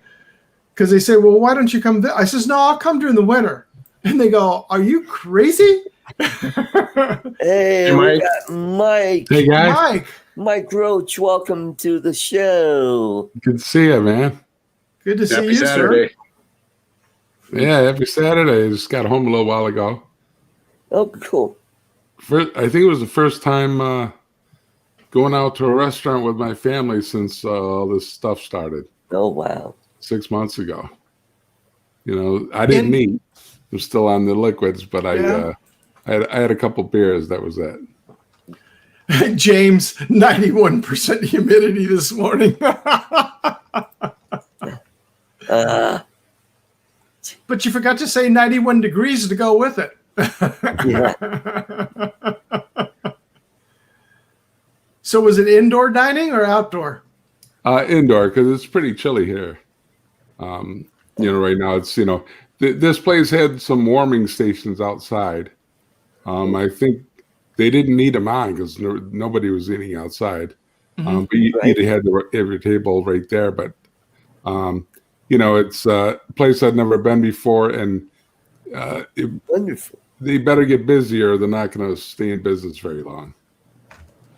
Well, so many people don't even know that they're open. At least that's that way here in California, unfortunately. Yeah. Plus, it was my sister's birthday, so we went out and it was cool. So fun. Felt good. Felt a little normal, Cool. Hey, I want to say hello to Joe Blaylock. Welcome to the show. Welcome. I got a question for James Tanner. I just found out yesterday that President Duterte has extended the COVID-19 out until September of next year. So, So what does that mean? Is that restricting travel from the States to the Philippines? Because I had planned to come out there in February. February is like the best time to go because it's not too hot out there, and it's about the driest it is there. Because if you go in December, you got rain, and same with January. It's kind of their dry period. January and April, and then you start getting the rainstorms, and then right now you're having the same weather as Florida and the Gulf Coast, where they're having typhoons there in the Philippines. And let's welcome to the stage Sean. Hey, John. Hey, guys. Hey, Sean. How's it going, Sean? So hopefully my signal is better than the last time I jumped on Ron's show. Give me a second to get away from the road. Okay. I was going to say hi to Steve Mack out there. He's on the chat. Okay. Your reception's good, Sean. Is it okay? Very good. Yeah, you look good. Camera around. I could have sworn we could flip the camera. Right on cue. It breaks up. Is it breaking up? No, good signal. No, it's good. Okay, where is the flippy flop? Here, let me see if I can show you guys here. Oh, nope. Wrong button. Working on it. Camera. Okay, you have to go in manually do this. That sort of sucks. Okay, let's try that. Like this, you go like that. There you go. Ooh, look at that view. Yeah. Right, so, that's what you want. Oh, nice. yeah, that's the marina. Up there, SpinDown. And we already have yellow. Look around, everybody. Yep. Leaves are changing. Yep. Oh, how beautiful. Oh. Steve, you're going to miss out, man. That's a bummer. I know. Trust me, I am PO'd. All right, let me see if I can fix this camera. Yeah. That is so interesting. There's like multiple. Let's see what that does. There you go. There you go. And What camera are you on? it's my phone. I'm on my phone, but it's weird. I hit cam mic. I could have sworn we used to just hit tap and it would reverse the camera. But you hit settings, and there's camera 1 facing front, camera 2 facing front, camera 2 facing back, camera 2 facing back. It's got multiples. I don't quite understand why. It's the first I've seen. So did you guys notice a difference between this one and that one? Yeah, the one is a close-up, and the one's giving you more of a fuller image. Like now, Right. we can see more I stuff. see. Mm-hmm. Okay, so we'll do this So one. that's a StreamYards thing? Yeah, I guess so. Yeah. All right, so I just stopped on the way home because I forgot that Art had asked me, and I took off of work today. So I'm sorry I'm not here earlier. And I went out and filmed 2 videos. I took the day off and used it to work on YouTube. Wonderful. It's about time, you world traveler. So I have just uploaded the one that was the recap of Spin Up. If you guys had seen, I know you saw it, Steve. Art, I think you saw it too. And then I edited a shorter version of that, which is going to just be the heroic, fun adventure we had trying to save Ken's drone. I added a bunch of spooky music to it at night and sound effects and creepy things in there. And it's so funny now with all the sound effects. And so that'll go up. I'm probably going to space it out instead of put them all up in one day. That one's done. It's just sitting on my YouTube. So I'll either put it up tomorrow or Tuesday, I think. Mm-hmm. Well, maybe I'll wait till Wednesday, actually. Tomorrow I'm going to put up, I think, an edited version of the SpinDown location and what to expect, just so the people who didn't see it on Kelly at Ready Set Drone Spin Up live broadcast, they have an opportunity to see it to sort of get an idea what to expect. Because it's coming. You're coming up, right? Yeah, I'll be up there. I'm coming up with Tim, the 4-eyed canine. He's picking me up. Nice. Are you just coming for the day? We're coming up Friday, and then we're leaving Saturday evening. Okay, excellent. So we are going to probably try to rent or reserve 4 alleys for bowling. So those who want to bowl can. We can all just hang out. I mean, we don't really have to bowl. We just place to shoot the shit, really, you know? Right. Let's see. That sounds like fun. Oh, the videos I filmed today. I just was flying out over the lake today with Mavic 2 Zoom, and nothing fell in the water before anyone said it. But were there any alligators? No. That guy. I love him to death, but golly, he is scared of nature. Oh my God. That was hilarious. Ken. Yeah, it was. Wait till you see the edit that I just added on sound effects, Steve. It's pretty funny. A little bit from Ice Spike from last year's Spin Up. Oh no! Oh my God! Oh, it's too late. I've already uploaded. That would have been great. Oh, I didn't even think about that. How funny would that have been? Oh, hey, Lord. Sean, you ought to get a baby rattle. Then that way, get behind Ken Dono and rattle that. And, oh, the rattlesnake! You know what? StreamYard needs an app for your phone. Do they have an app for your phone? Not yet. I don't know. They've changed it. I used to be able to turn my screen sideways, and it would fill my screen, and I would see everything, and I wouldn't be crooked like this, right? Yeah. So either my phone's jacked up, or it's just not working. I think your phone's jacked up. You Probably. It can is a do that with Galaxy. Zoom, and What's that? you just spin your phone sideways with Zoom, and it'll usually go. Turn it in landscape mode. Yeah. That's what I'm doing. See, look, I'm just going sideways. I'm crooked now. Yeah, it must just be a StreamYard thing.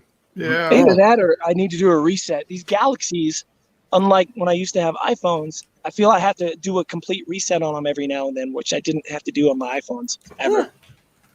Like just an on and off, turn it off and back on. Sort of like unplugging your modem when you call the cable company. Have you unplugged your modem yet? Yep. Yeah, you got to reset the modem once in a while, and that helps you get your upload speed or your download speed up. And speaking of which, Monday, that's one of the things I got to do is call my cable company for my shop and see if they'll give me a month trial for a faster upload, because I don't want to get locked into a year, so that we can do that live show at the shop. And hopefully a good connection for everybody. Cool. Kelly's going to probably use his live, whatever. I forget what he said he uses, but it's not streamed. What's that? It's a hot spot. No, he's just going to use his, instead of OBS or StreamYard, he's got something else. Okay, yeah.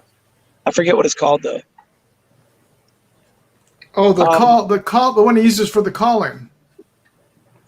I don't know. I don't think it's that one. It might be a different one. But I'll show you StreamYard. We'll figure it out. We'll get something going up that night. And I think we're doing it on his channel, and we're going to also split it to my channel, so you can watch on either one of our channels at the same time. That's cool. That's the goal. So that way people that subscribe to me will be able to see him, and hopefully You'll see me too on his channel since he got a lot more subscribers than I do. Yeah. Oh, that So the two videos I just filmed, one was the GoPro 9 versus the GoPro Max, and the other one was, I'm going to title it something like "Secret Feature of the Mavic Air 2." Now, it's not really that secret. If you play with Active Track, you're probably familiar with it. It's called Spotlight Mode. Right? Are you guys familiar with that? Nope, No. I am not. No, but we're going Then to. it is secret. And I'll make you wait for the video. Okay. Hey, I'll go Sean, Google it in 5 minutes. I'm bringing this gadget with me so we could put your GoPro Max or your 3D 360, whatever that thing is. We could put it on my Mavic Air 2, and we Gotcha. can try that out. I put them on there. It doesn't make much of a difference doing them on that kind of drone. Once I start getting more into this FPV stuff, that's when I want to try those. Yeah, Because there you it go. makes a huge difference. I've definitely done some of the 360 stuff on some other drones, and it's cool and all. And I do think it should be the way of the future. Not necessarily 360, but that kind of technology. Sort of like how the GoPro Max does hero mode, and it's still normal, but it uses that 360 information to get the most stable, solid shots you can get. That's Right. pretty much what I was showing today. Since obviously the snowboard season has not started, I basically went out today on an electric skateboard, found a nice bumpy dirt road, took both cameras on a stick next to each other, and went back and forth in a few different modes, just as bumpy as could be, seeing if one is Right. actually better than the other. Everybody's all like, "Oh, we should verse the GoPro 8 or verse the Osmo Action," but in my opinion, we need to verse the GoPro Max, because the Max is just such a damn cool camera. Yeah, it is. Yeah. Hey, I want to say hello to Shani, my everything, my journey. Welcome to the show. And James was just telling me that that is just controls on prices. It's not about travel. Ah, that's good to hear. So I'll still I'll still be able to come to the Philippines in February. Cool. Well, go to their travel site. Yeah. Wow, that's beautiful. Must have changed with StreamYards here, Art. Like, I noticed that the camera shot I'm in is much wider than usual, side to side. Like, I've got the computer a normal distance from me, they usually do. Right. And it's taking in way more of the room than it usually, than I remember. So, I don't know. Yeah. Still 16:9, but it just seems to be a wider shot. Right. I wonder if something changed. I launched an app for my webcam that I can make it smaller. Yeah. Ah, I see. Like I can sit there and go like this and zoom it in, and then zoom it out like it is there, because mine's gone real wide too. Oh, okay. How do you do that, Steve? Do that, Steve. Well, that's through the Logitech app. I'm using the Logitech webcam. Oh, right. Okay. So if you look underneath your vendor for your because that's on your laptop, right, Mike? Yeah, I'm just using the built-in. Yeah, take a look in there and see if there's an app there. If not, go to the website and look, and you may be able to download an app for it. Okay, cool. Yeah, Cool. I actually just did get a software update for Logitech that I've got to install. Okay. Cool. Well, I see the weather. I looked at the weather, and now it's only down to 10% chance of rain for Saturday now, Sean. Yeah, it should be beautiful. It's supposed to be like 69 degrees. And up here, what I try to tell people, and they never believe me until they come visit, is when it seems like it would be a little colder here, add about 10 degrees to it, because we are 2 miles higher to the sun than you would be if you're at sea level. And that Yep. makes a huge, huge difference on what these sun rays feel like. Now, if it's behind clouds, it could be a little chilly on the same day, but you get out in the sun here and it is so warm. It's so nice because it's so dry up here, and there's just none of that chill that you get from a humid climate, you know? Right. Right. And besides drinking a lot of fluid that Sean's been telling everybody to do, make sure you take your sunscreen. Yep. You will burn up there. We're going to be at the pavilion, so we'll be covered. So I know Rosie was hitting me up earlier about wanting to set up a tent or an easy up and a table, and you don't have to bring that kind of stuff. It is a pavilion big enough to hold 100 people under it. Yep. We only have about 45 to 50 people, so there should be plenty of room. There's picnic tables all under it, and there's areas and picnic tables around to the side. We've decided to, instead of cooking out, since we can't grill with charcoal, and I don't really feel like lugging my gas grill up to the thing, we're going to actually just order a bunch of pizza for everybody. So if you guys have a preference of a flavor of pizza, as long as it's not crazy, let me know. No pineapple. Well, there'll probably be a few pepperonis, a few cheese, one veggie, That's good. a few more pepperonis, maybe a sausage, and there's going to be one called the Ozinator, which is my favorite. Which is what? It's a lot. It is a barbecue-based chicken pizza with light jalapeno, bacon, ranch, and light pineapple to kick back the kick of the jalapeno. The heat. That sounds good. Yeah, with ranch drizzled on top. Now that sounds really good. Oh, it's so good. I might try it. I'll give it a whirl. Isn't that called the heart attack special? Right? It's something I've been slowly making. Welcome to the show. So the pizza place right next door to my tattoo studio, Nick and Willie's Pizza. So if you guys are up here, did I miss something? Steve, you're laughing over there. What'd you say? Oh no, I didn't. Ray Kelly goes. He says, "Are you missing out on pizza too?" With a big laugh face in the chat. Am I missing out on pizza? He says, "Steve, are you missing?" No. Since I'm not going, I can't go now. He says, "Oh, and you're missing out on pizza too." Yes, you are. You're missing out on a lot, Steve. I know. You need to go to your business and tell them to get their crap together. You'll be back in 2 days. Well, it's not only just the city. It's not me. It's a city. I'm going before a hearing, and the other one is they pulled it on Linda's. They're not going to let it go because they're breaking out brand new software that week, and the people are coming in to be with everybody that entire week because she's the contract administrator. So everything starts with her. Yeah.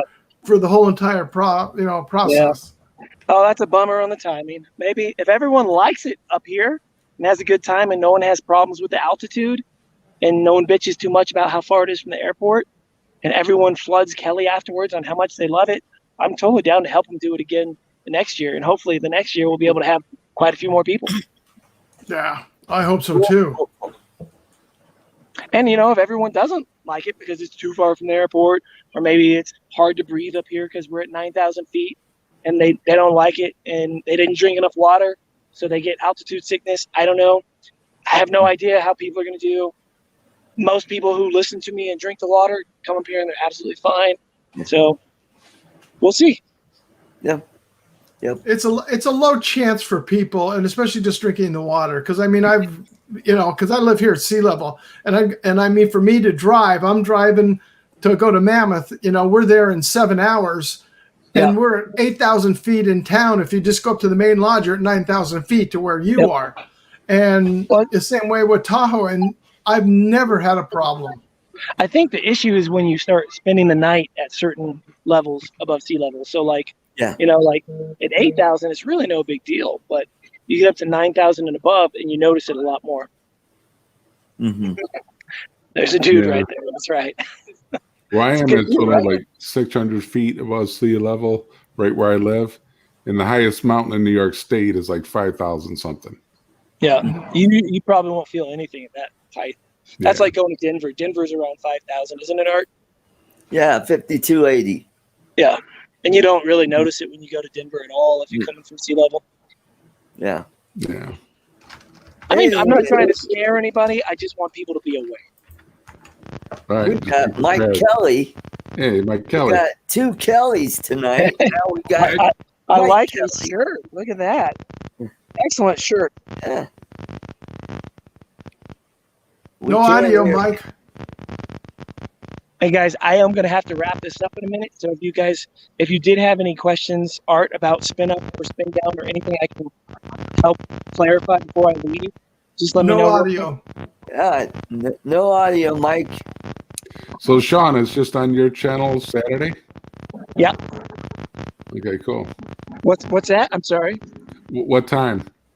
Oh, no, there won't be a live event Saturday. Friday is when we're trying to do a live event about 6 Okay. p.m.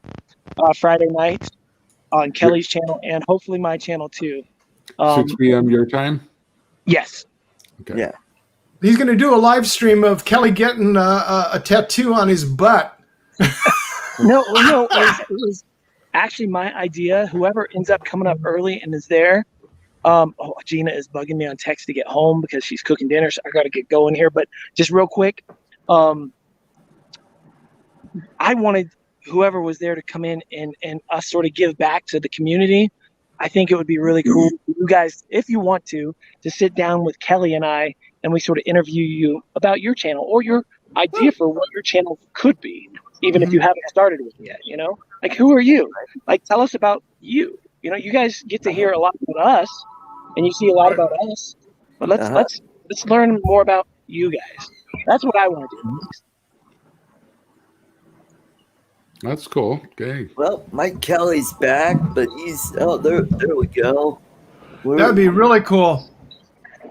Yeah, we were going to be pulling in on late Thursday night, so we were going to be there for breakfast on Friday morning. Nice. The way we had it planned, but no go. Yeah, that's a bummer. I have sound now. What's that?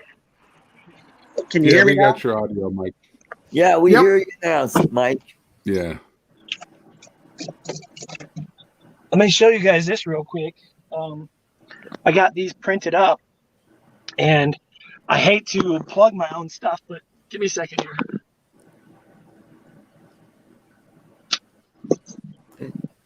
So these are like they're masks. They're really cool.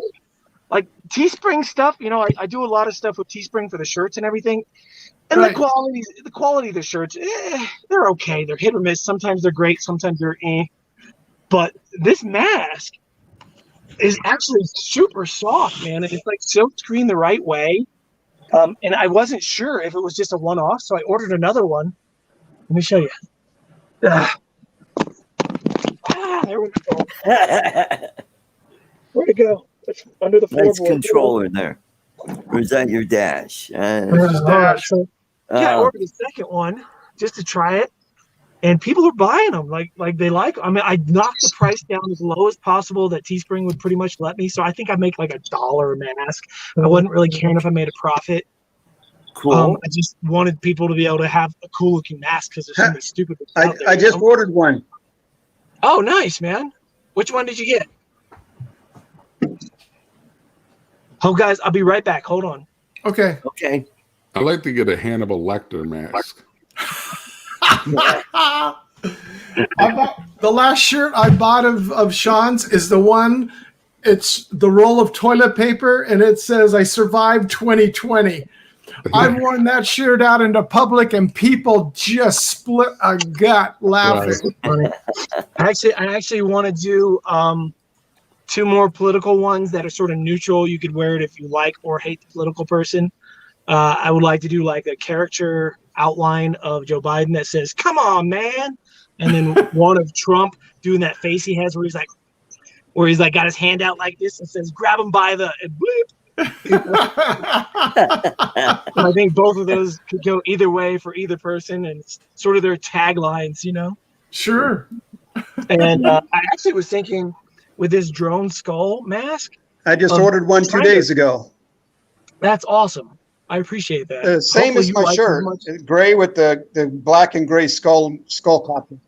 That's what I'm wearing, the gray shirt also. Okay. I'm thinking it might be cool to blow the skull up so the eyes and stuff aren't on it, and all you see is the nose of the skull and the teeth, but still have the quadcopter wings Right. props underneath it, and try one like that too. Cool. That would be cool. Yeah. If you guys want, I can try to do this while I'm driving. I might not be looking at the screen though, so. Yeah, don't do that. Yeah, FJ Cruiser, love it.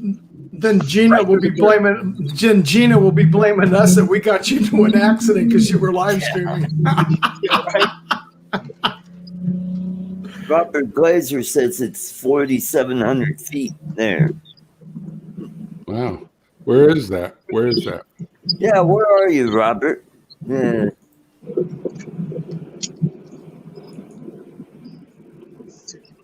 Yeah, That'd that's be pretty funny. high. I'm pulled over my top right now while I was doing the live stream.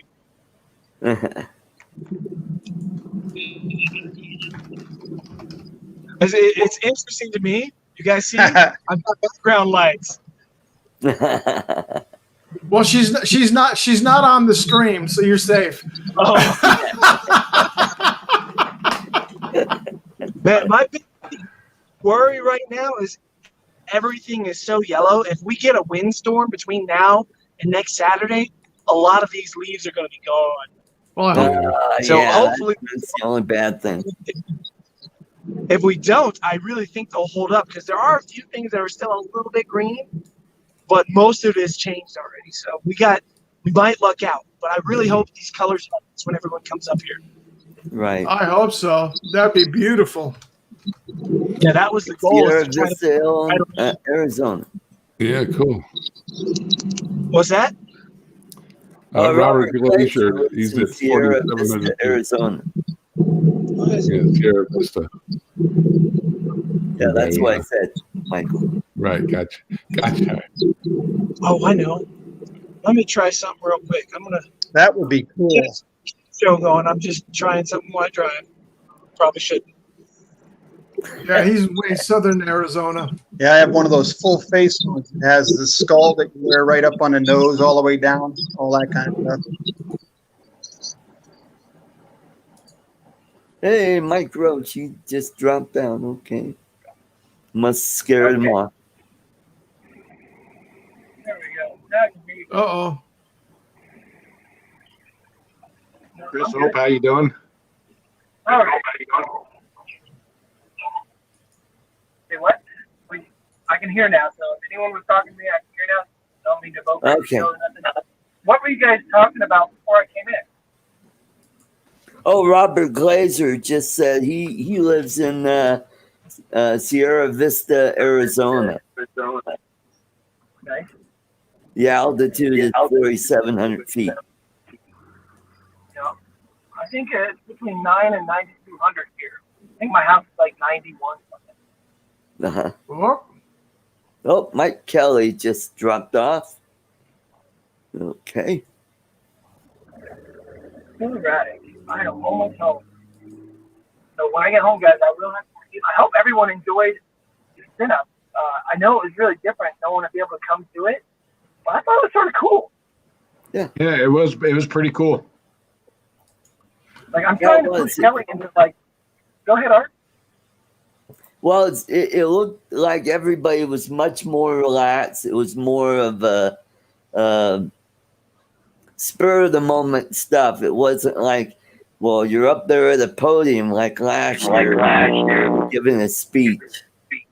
Yeah, there was no script. I had no idea what we were going to talk about. We just started blabbering. Yep. So It was I tried to keep it somewhat related to things that I thought maybe viewers might care about. But Right. you know, we were supposed to just sort of interview each other. and it was a more relaxed atmosphere, and I think that's what really made it nice. That's right. It would be weird though to do that with a live audience because we're just sitting at a table. So, I mean, I would think if we were to do that, maybe a live audience, talk like that, maybe have a little each person have like a couple people ask a question during that time, and then switch and go like I don't know. It could be interesting. Well, it all depends, if you're bringing in outside guests that, are going to be talking about their like it was originally going to be and like it has in the past. They're talking about their company or what's going on. That's a whole nother ball game. But where the way you guys made it, it was like, yes, we're doing it, but you just carried it on in a personal way, and you guys interacted off each other, which made it kind of nice. Yeah, we're still waiting for the FT Aviator. See, I didn't get to listen to everybody else's show, so there's a lot that I didn't see because when somebody else was up, I was in the other room actually editing videos. Yeah. So I'm home because I'll show you guys around if you want to see. This is some of you have seen the pooper. Let me show you real quick. She's going crazy. Oh, look at that. Look at that kitty. She needs a haircut, Oh, but the haircut lady is booked up till the end of October. First dog I've ever owned that needed a haircut. Wait, show me the beans. Show me the beans. Come on, show me the beans. Show me the beans. Show everybody the beans. Do it. Do it. There you go. Yeah, there you show go. the beans. And you guys have seen Gina online before. Hope you don't mind. Yep. Yeah. Hi. Hi, Gina. Hello. And then my son over here. This is Zane. You guys are getting the tour here. This is my son Zane. Zane. Hello, He's just Zane. Zane, what's recently up? moved out, What's up, bud? and as soon as he moved out, this is what I did to his room. I took over. Studio. Boom. So Cool. let me see if I can turn this around to show it off a little bit. Sky, you want to be online? Oh, this is falling. No. Hold on. I'm trying to turn on a better light for you guys to see. Yeah, there's a bunch of guys in here. So Literally. here we go. So as you can see, some of the main drones are up here. We've got skateboard remotes and 360 cameras hanging from there. We've got a whole bunch of audio stuff here. Extra batteries are here. The lava lamps, pegboard to hang more stuff, and then all kinds of extra stuff like skateboard wheels and camera gear, 2 Skydios, arcade machine. Anyways, that's what I've been up to. So And don't forget the LED lights behind. Oh yeah. Got those and the foam on the wall. Yeah. If you guys watched at the shop, those blue foam pieces were actually at the shop.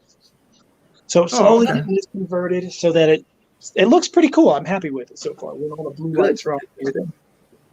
It turned out cool, especially that opening shot when I was on there with you that night that you were playing the arcade as the show opener. And I'll probably do that again sometime. I'm still trying to figure out why the audio isn't working. I haven't had time, but I need to email StreamYard, whoever does StreamYard, and see if maybe they can give me tips or if it's a StreamYard issue. Because I notice, I don't know if you guys ever get this, but when you're doing StreamYard and then you share your web browser with audio to share something that you're showing to everybody else, and then you come back, that's whenever my audio sync is gone because I'm using this camera. There it is. This is Skylar, by the way. Hello, Skylar. Jeez, you got a house full, man. Yeah, right. Skylar was in along with Gina in the testing, the food testing out at the campground. Yeah, and I need to make a new thumbnail for that, and I have a second one that needs to be edited, and then we just got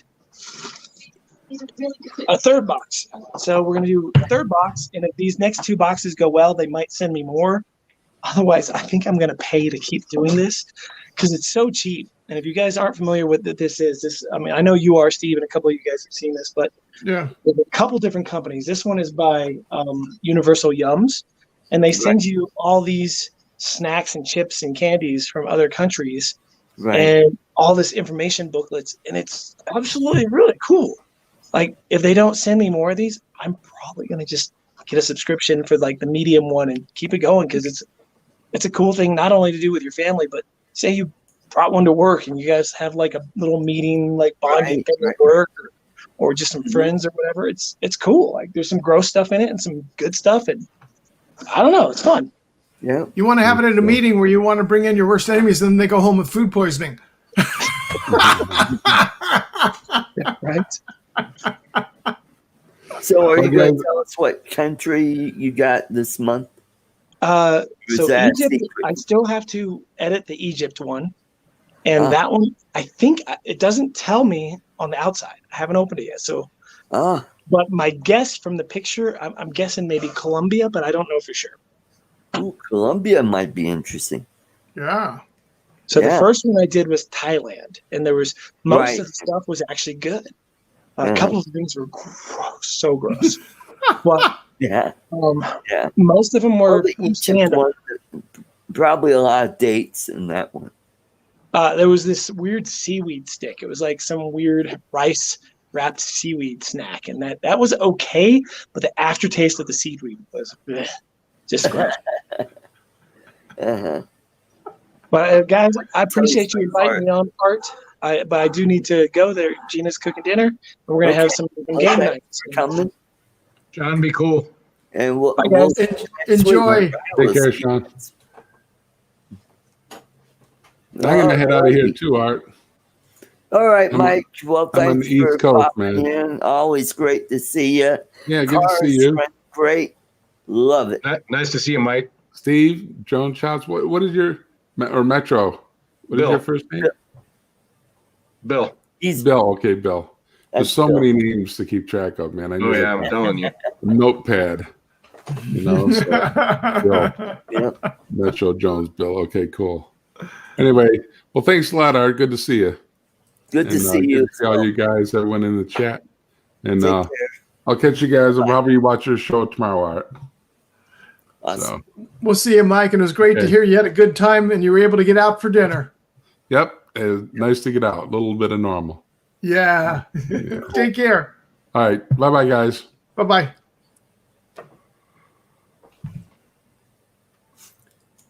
So, Bill, is that swan still hanging out there by the lake every year?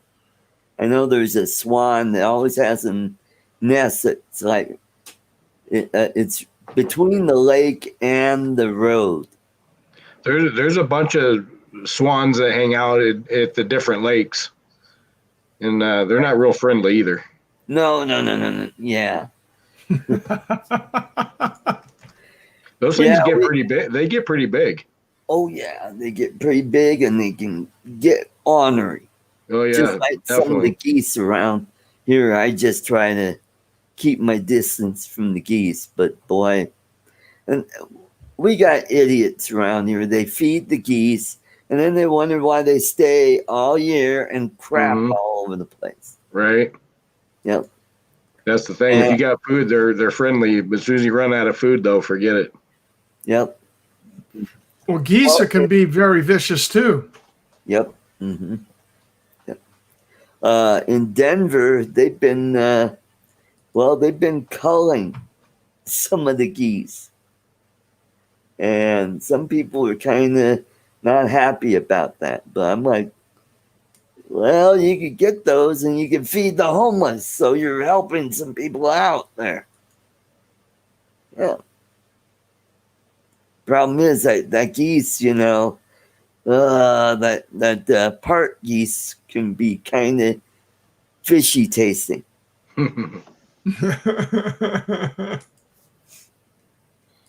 Because they stay in the same spot all year, they're eating the same stuff, where the ones that migrate, they're eating different stuff as they fly through their migration.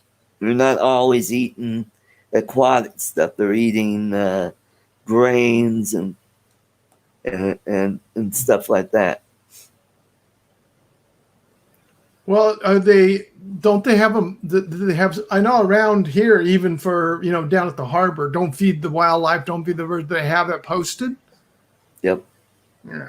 Yep. You need to go over there and slap the heck out of them. Yeah. Read. Yep. Well, there's a fishing channel that I follow, and he gets really irate about people that feed the ducks and the geese. Well, because he's a fisherman, and these birds are interfering with his fishing. And then when when he's down in Florida, he's got to worry about pelicans because I think it was earlier this year he lost some GoPro batteries to some pelicans who, they grabbed his bag. He had his GoPro batteries in a Ziploc bag and they took it. Who knows? Don't know if they ate it or they just took off with them and they dropped them. Yeah. Yep. Boy, that sucks. There's some bucks lost for nothing. Yeah, that's right. Mm-hmm. That's crazy. And if you're into fishing, this guy puts out great videos because he gives you the scientific name of the fish they catch, and he does what's called micro fishing, where he fishes for little teeny tiny fish with the smallest hook you could put on, and he's what's called a life lister, where he's tries to expand his species list that he has. So he's got as a matter of fact, Steve, Matt, there's the link to my fishing channel, Art's Place Fishing.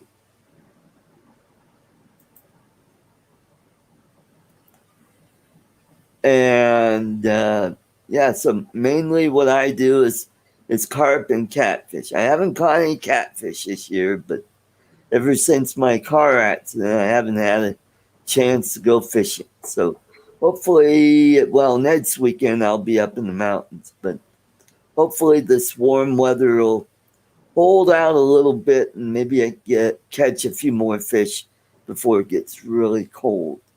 Art, I didn't hear. Did you get the fuel pump problem rectified? You know what? It wasn't the fuel pump. What was it? There was a wire that had a short that was brushing up against some metal, and my neighbor saw that while he was putting the fuel pump in, and he fixed it for me. So you didn't have to replace the fuel pump? Nope. No, Oh he was going to fix. He already had tore out, and he ran into a problem where the plug was not the right one. All you had to do is take the one off the original and solder it on the new one, and he would have been okay. But so it turned out it wasn't that, and it runs great now. Oh, super. Greg, Oz by Drone, welcome to the show. Greg, if you want, you could jump in for a few minutes. That'd be great. So you got a new car, huh, Eric? Yeah, I've got a 96 Toyota Camry. That's cool. You like it? Yeah, I do. I'm still getting used to driving it. It's different, Greg. Michael's asking Art, do you plan on doing any noodling for catfish? No, I'm not that brave. But wait a second. You could go noodling for catfish and searching for a drone all at the same time. Yeah, that's right.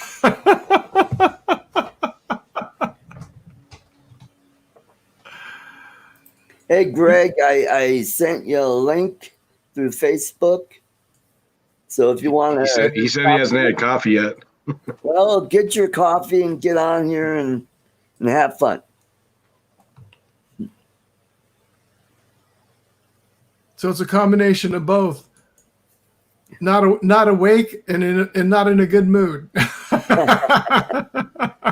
Well, and noodling, those people have to get underwater, and my idea of sticking my hand into a hollow space underwater just not unless I have a tank with me, an oxygen tank, but then that would weigh me down and I'd just be one more headache. But I've seen some of these people, depends on how far underwater that where you have to grab that catfish. Well, the ones that I've seen, a lot of them, they're not even going out above water. They're like on the surface, and they're like along the bank, and then the fish are tucked like in there, a log, and they just keep their head up and they're going in there, and that fish will jump right on them. Yep.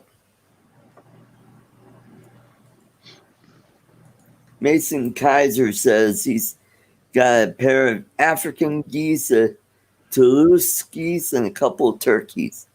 Oh. Wow. A pair of African. Wow. Interesting. How did they taste?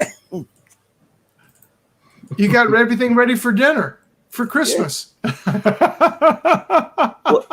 my girlfriend in the Philippines, she's got 2 turkeys, and she's raising those. She had some ducks, but I think she sold those. But now she's starting a piggery over at her grandparents' farm. Mm-hmm. So she's up to, last night she told me she was up to 13 pigs, and she's got 1 or 2 that are pregnant that are due in December. Oh, cool. Yeah, so pretty soon she'll have a nice group. Hopefully this will, start a whole new business for her and she can make some money. What the heck is going on with this?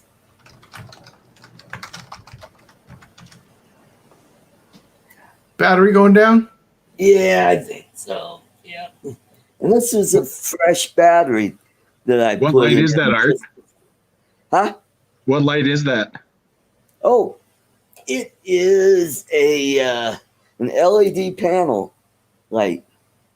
I got this on eBay for $17. Wow, that's cheap. Yep. And I won these batteries. Yeah, they're kind of like that. I won these batteries from I think it was.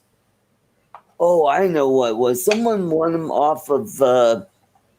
Oh no, it was Kelly Shores. I won this off of one of his giveaways, and it came with 4 batteries and a charger. These are rechargeable batteries, Mm-hmm.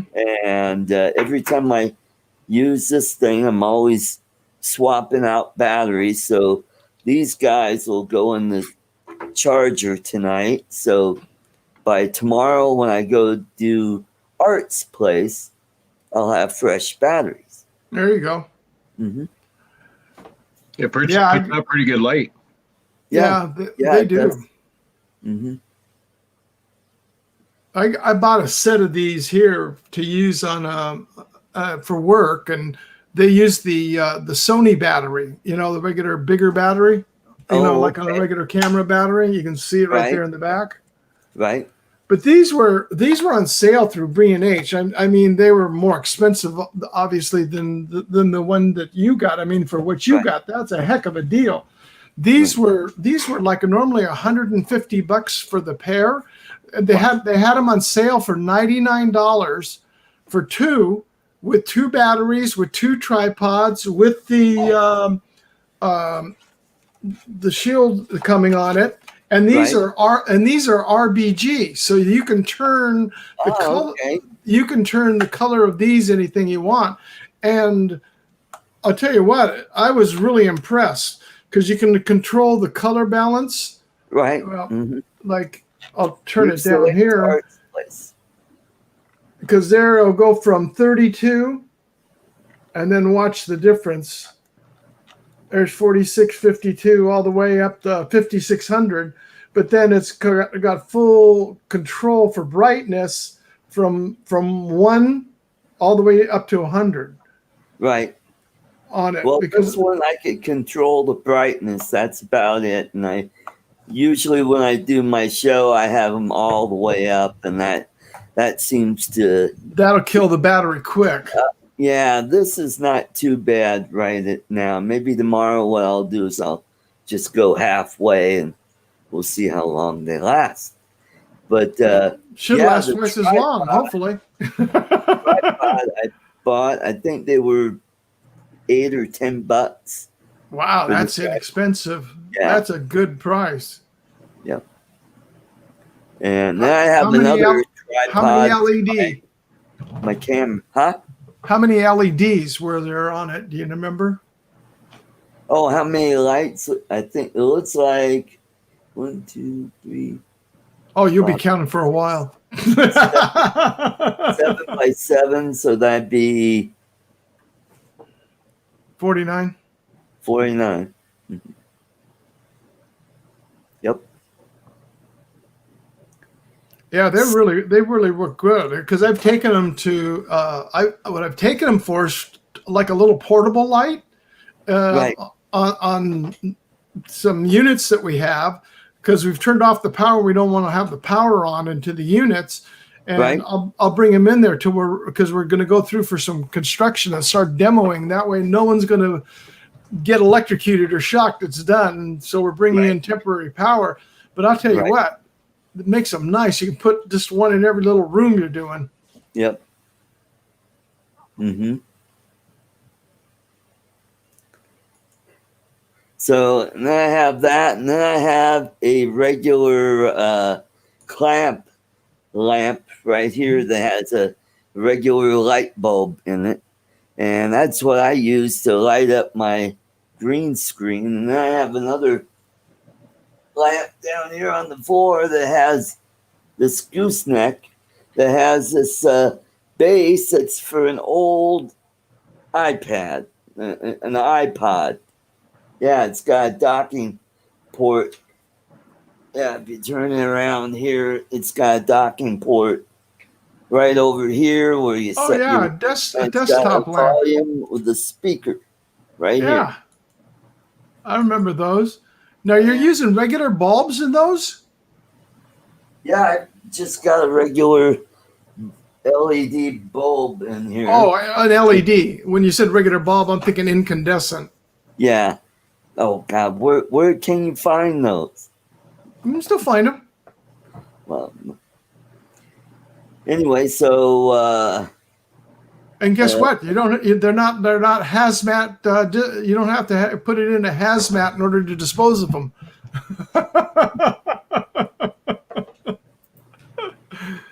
Mason says we'll never see the dinner table. Oh, okay, those birds. On the chickens, I donate all. Oh, nice. My Well, that's really cool. my girlfriend, I think she sells the turkey eggs, and she might let a few hatch to raise in her whatever her little pen she's got at home. And I don't know how she does it because they really don't have a backyard. They're just a little space. It's probably a little bit bigger than my studio here. And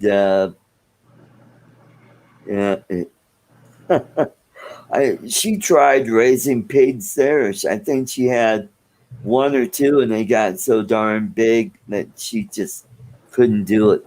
They were eating her goose. So yeah. So she had some lechon, which is roast pig, and Yeah. she sold some of the meat. She just had people come. Oh yeah, okay. So much for so much meat. Yeah, for a kilo. I think she broke even on that one, but with her piggery, hopefully she'll do okay on it. So, Greg says Goose is cooked. That's good. Yeah, my son, when he was going to high school, he was in 4-H, and he raised out where they live, growing up in the city of Norco. That's a big horse country out there and farming and area. And there was a big egg farm there, Norco Ranch Farms. It was the name of it, and it's still there. But he raised up that pig, and they ended up taking it in and butchered it, had it wrapped, bagged. They had food for a whole year almost out of that thing. Wow. Well, and they Bacon, hams, pork chops, everything. Pork roast. Ribs and bacon. And, Yeah. Yep. Mm-hmm. So I was kidding him. I says, well, poor little Henry, little Henry is part of him is for dinner tonight.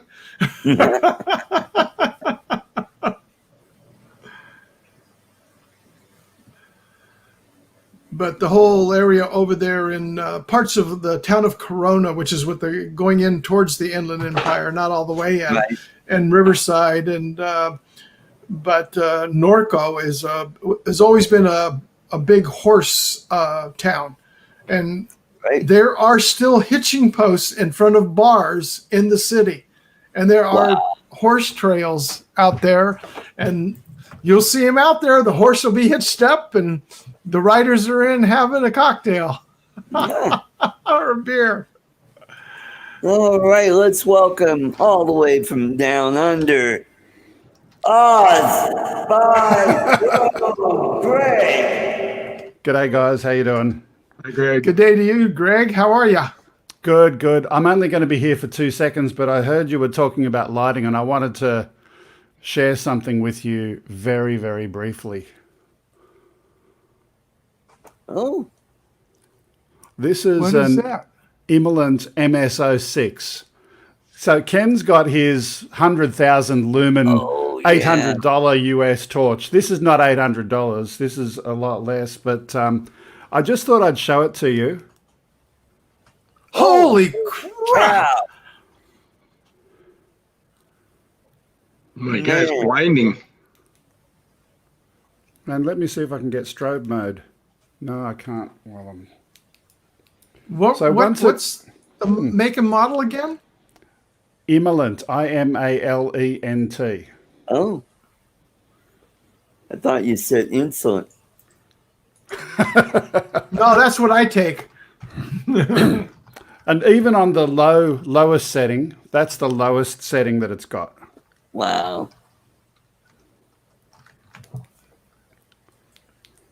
Ooh. There we go, strobe. Anyway, And what model is that? MS06. It's only- it's a- I found it. Yeah, It's- How 199. many lumens is that? 25,000. Holy moly. Wow. Well, $199 here. yeah. You were talking about lighting, and I thought, well, mine's bigger than yours.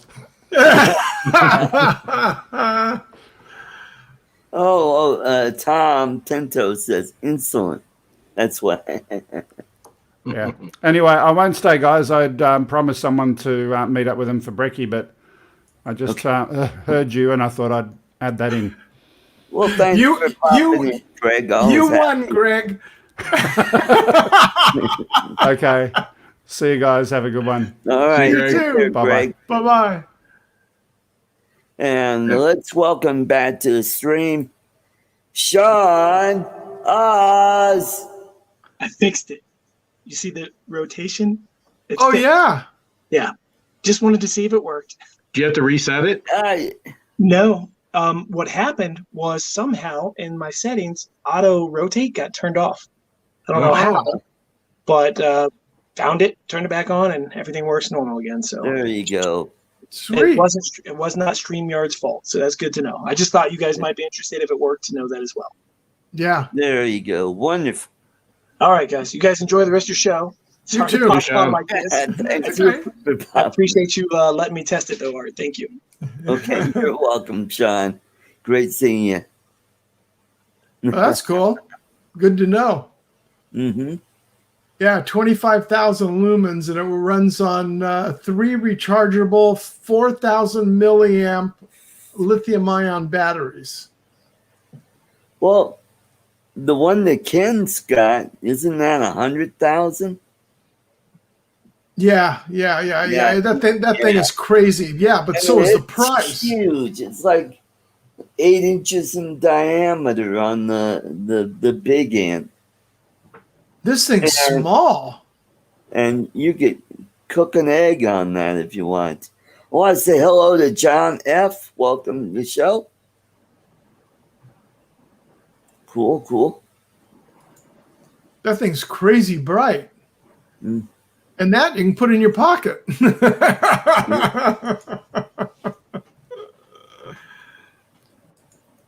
Yeah, you could cook your eggs that way.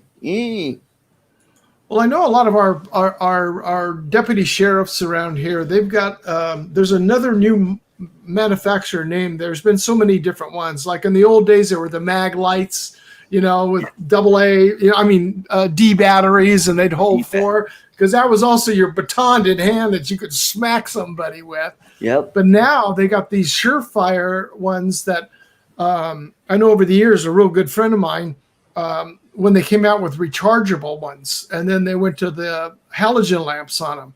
But those things got hot. I mean, really hot, real quick. Yeah. Mm-hmm.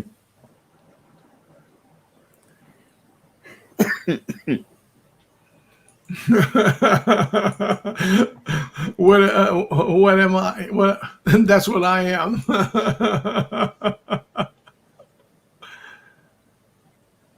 Big Mac. Campus Whopper. Oh, that's great. Yeah. Bill, keep it down there. Yeah, I know. It's a little too wild for us. You're a little just. I know. In fact, I was going to try to talking about all this is I bought a pellet grill smoker. Uh-huh. But it'd been so dang hot outside. I haven't opened it up yet. It's still in the boxes. Hey, what's up with Claude? Haven't seen him around lately. I'll get a hold of you offline. Okay. All right. Yeah, I haven't seen him either. Yeah. All I can say is he pulled the wool over our eyes. Oh, okay. Okay. All right. Well, we'll talk about it a little later. Yeah. And he got caught. Oh my! He was called out by the one part I can say is Sonia of Nature's Beauty, that was always on the stream there with him. Right. Yeah. Called him out. One of the streams that would always go in there, that was him. Oh. I'll just tell you, Suzuki's vlog. That was Claude. No, oh man. So He blocked me from his Facebook page. I know because other people could see it, can see his Facebook page still up, but he made his whole YouTube channel private, and his other ones I made private or turned them off. I don't know. But wow. This is me. And I found out, and I go by what I find in facts, not by hearsay. And he got caught for saying he was somebody else. Well, he was switching back and forth between his own Facebook page, his own YouTube page, and then being on as Suzuki.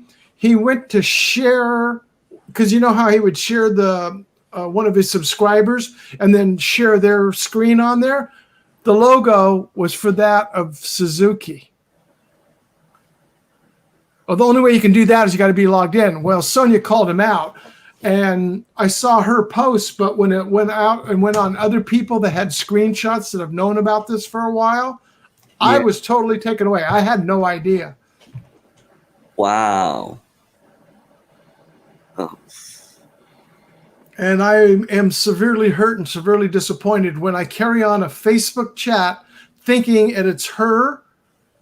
And it wasn't. It was just being concerned. And he carries on a whole entire conversation with me. And, because she'd been sick, I says, well, I hope you're well and everything's okay and everything off. And then to find that out, I mean, that was like a slap in the face. Oh, man.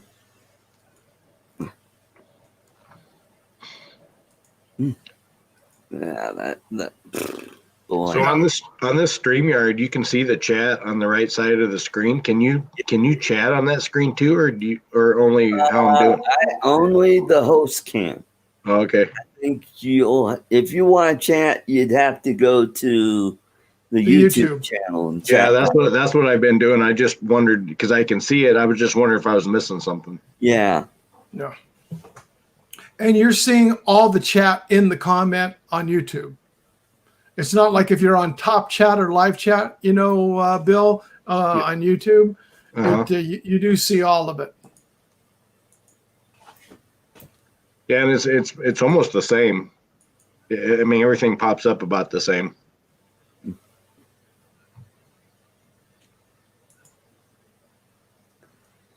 Robert, that was Claude of Drone Effects.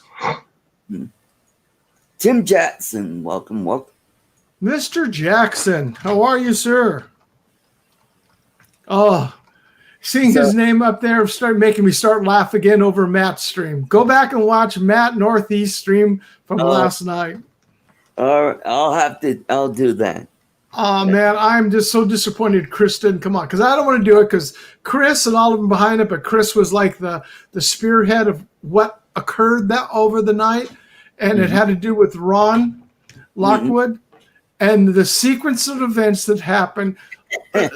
You could, like Ray had said, you could have not written a script in Hollywood with the calamity that occurred, and it all just happened live. Oh, man. So, Steve, do you get the Heroes and Icon channel?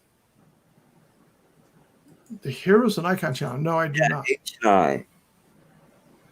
No, I do not. I don't. Well, at least I don't know if I do or not. You're talking about on cable? Well, I get free over the air. Oh, okay. Well, on the weeknights, they do all Star Trek from the original series all the way to Enterprise. And on Saturdays, they do war shows like Combat, Rat Patrol. And now I'm hooked on 12 O'Clock High. So 12 O'Clock High? Yep, with the Robert Lansing. Yep. Mm-hmm. Did you know he did a pilot that was a Star Trek episode? No. Yeah, he played the alien that got transported back to late 1960s, and the Enterprise happened to be there because they were there to observe a historic event that was supposed to happen. Well, Robert Lansing played this character that was supposed to prevent World War III because at the time everybody had these orbiting H-bomb platforms. And one of them was about to crash, and he was sent back to, have that thing detonate in space and not land on Earth. And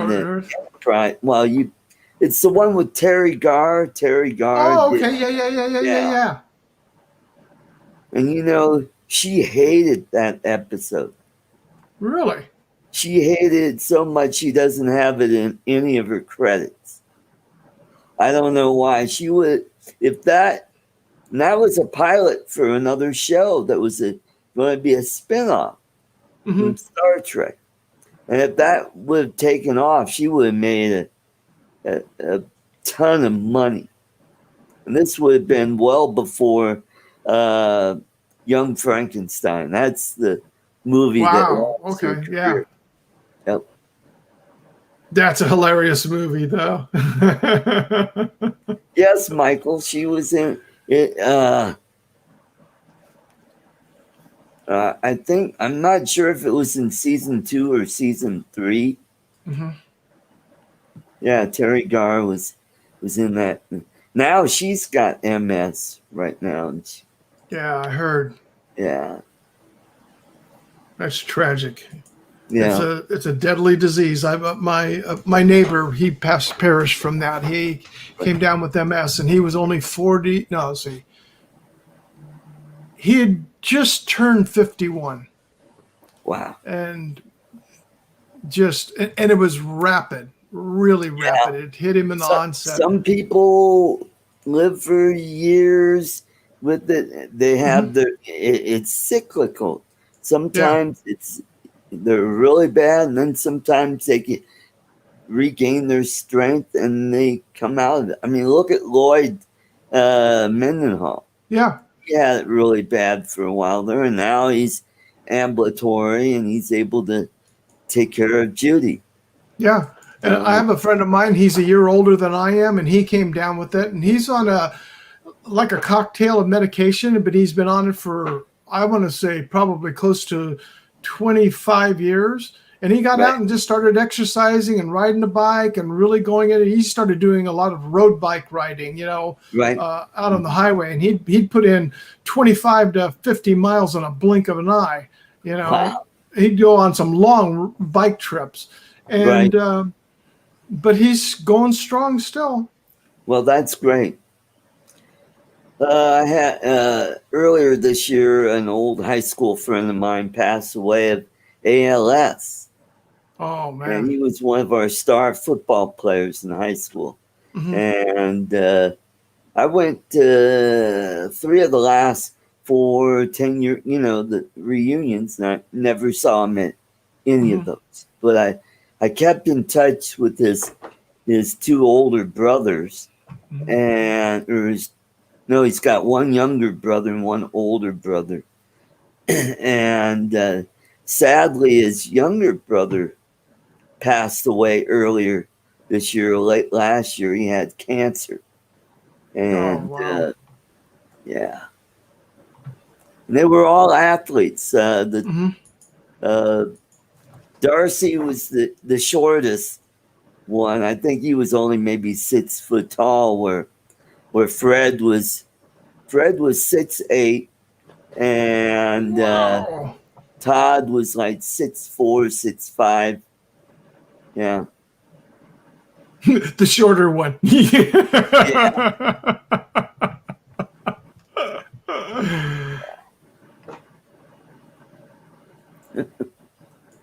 Well, take care, Mason.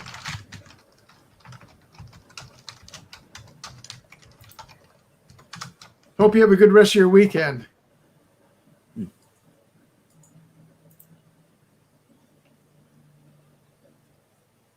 Yeah, something's goofy. Oh, there we go.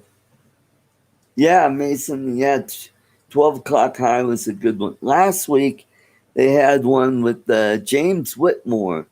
Remember him? Yeah. Yeah. So this is on the Icon channel? Heroes and Icon, or H&I for short. Okay.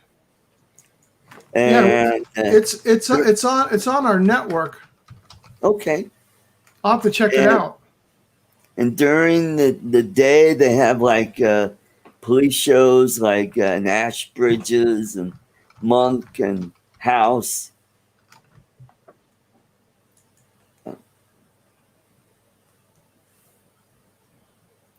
Take care, Mason.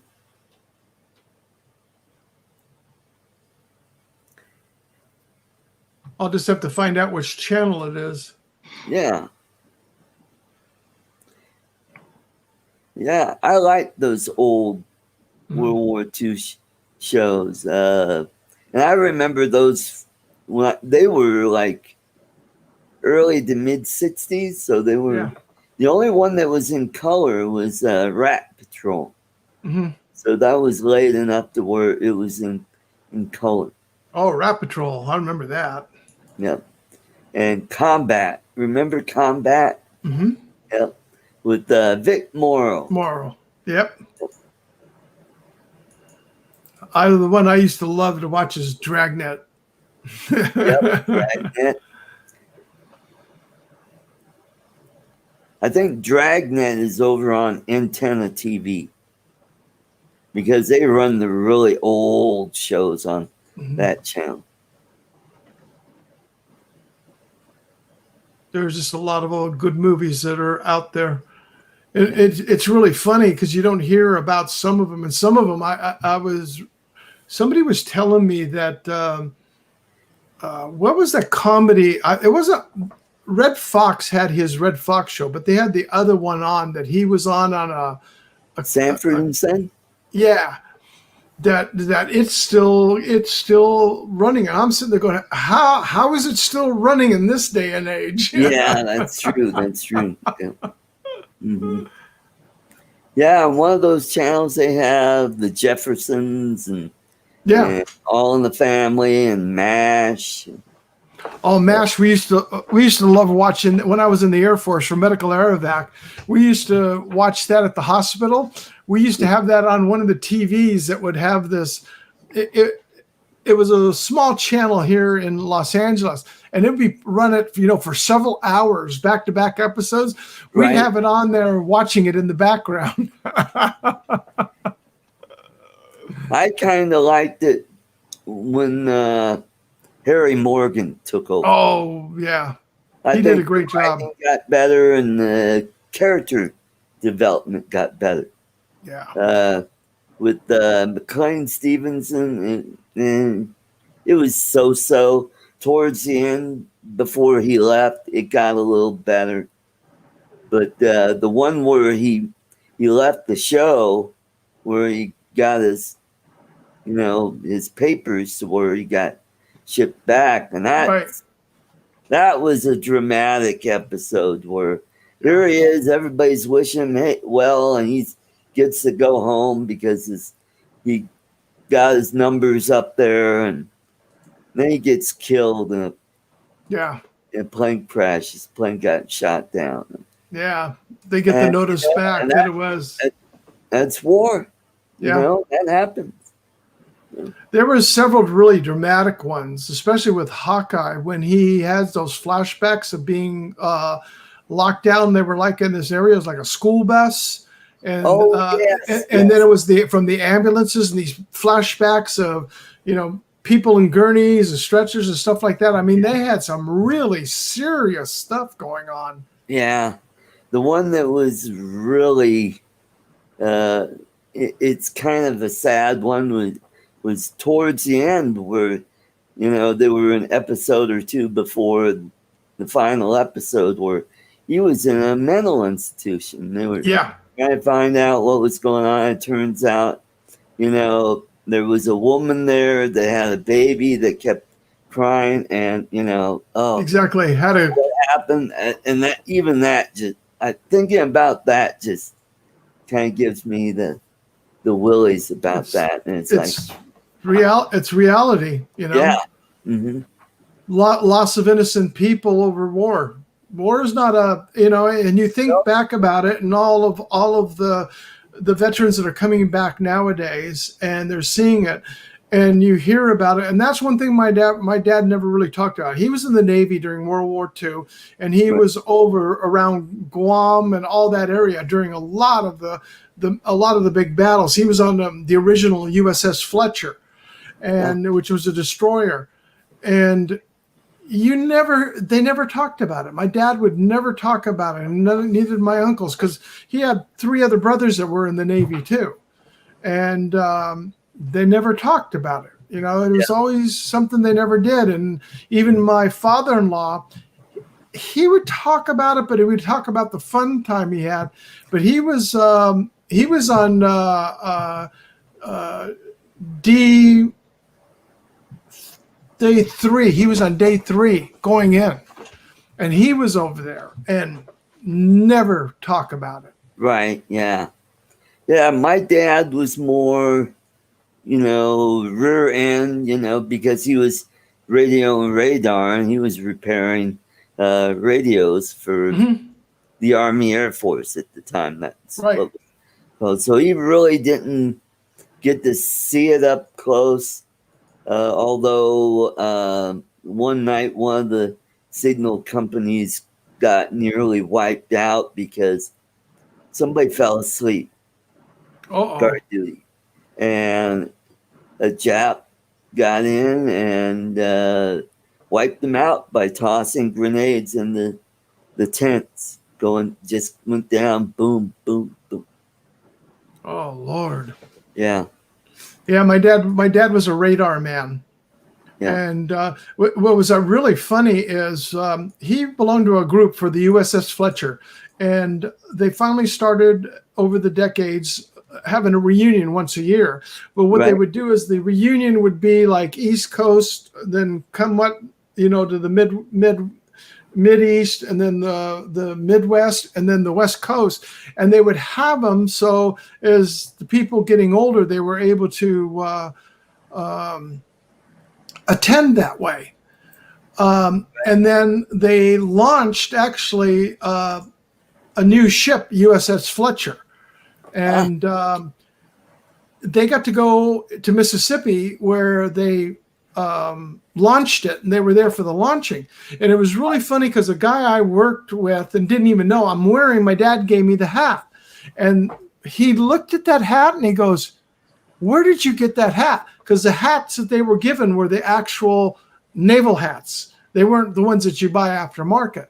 Right. And he goes, "Where did you get that hat from?" I said, "My dad." And he goes, and he steps around and he opens up the drawer and pulls it out. He was on board the USS Fletcher. And he goes, "Yeah, my dad and my mom and some of his naval shipmen were there for the launching of the ceremony launching." And he goes, "I was on that ship." Come to find out, and when it did make it down here to San Diego, they allowed my dad, and I couldn't get away from work, but they allowed him to go out. And the big thing is you could go to you were allowed to go on and bring 2 guests on board the ship. And they were going to take you out for an all-day, trip out on the water. Right. And you actually got to go back to your position. But the big catch, if it still existed, because things had so many changed of what, was going on. And my dad was a radar man. Well, radar was still there, but there were a lot of other positions that were no longer around anymore because it was all automated. Right. Now, my grandfather, he had a stepson that was on the Enterprise, and back in the early 70s he got a chance to go around the Cape on the Enterprise, going I think they left from Alameda and they went around the Cape and they went up to Norfolk, and what they do once they cross the equator. What is that ceremony called? I can never remember it. Well, I think it's called the crawdads or something. Well, anyway, what they do is they oil down these guys.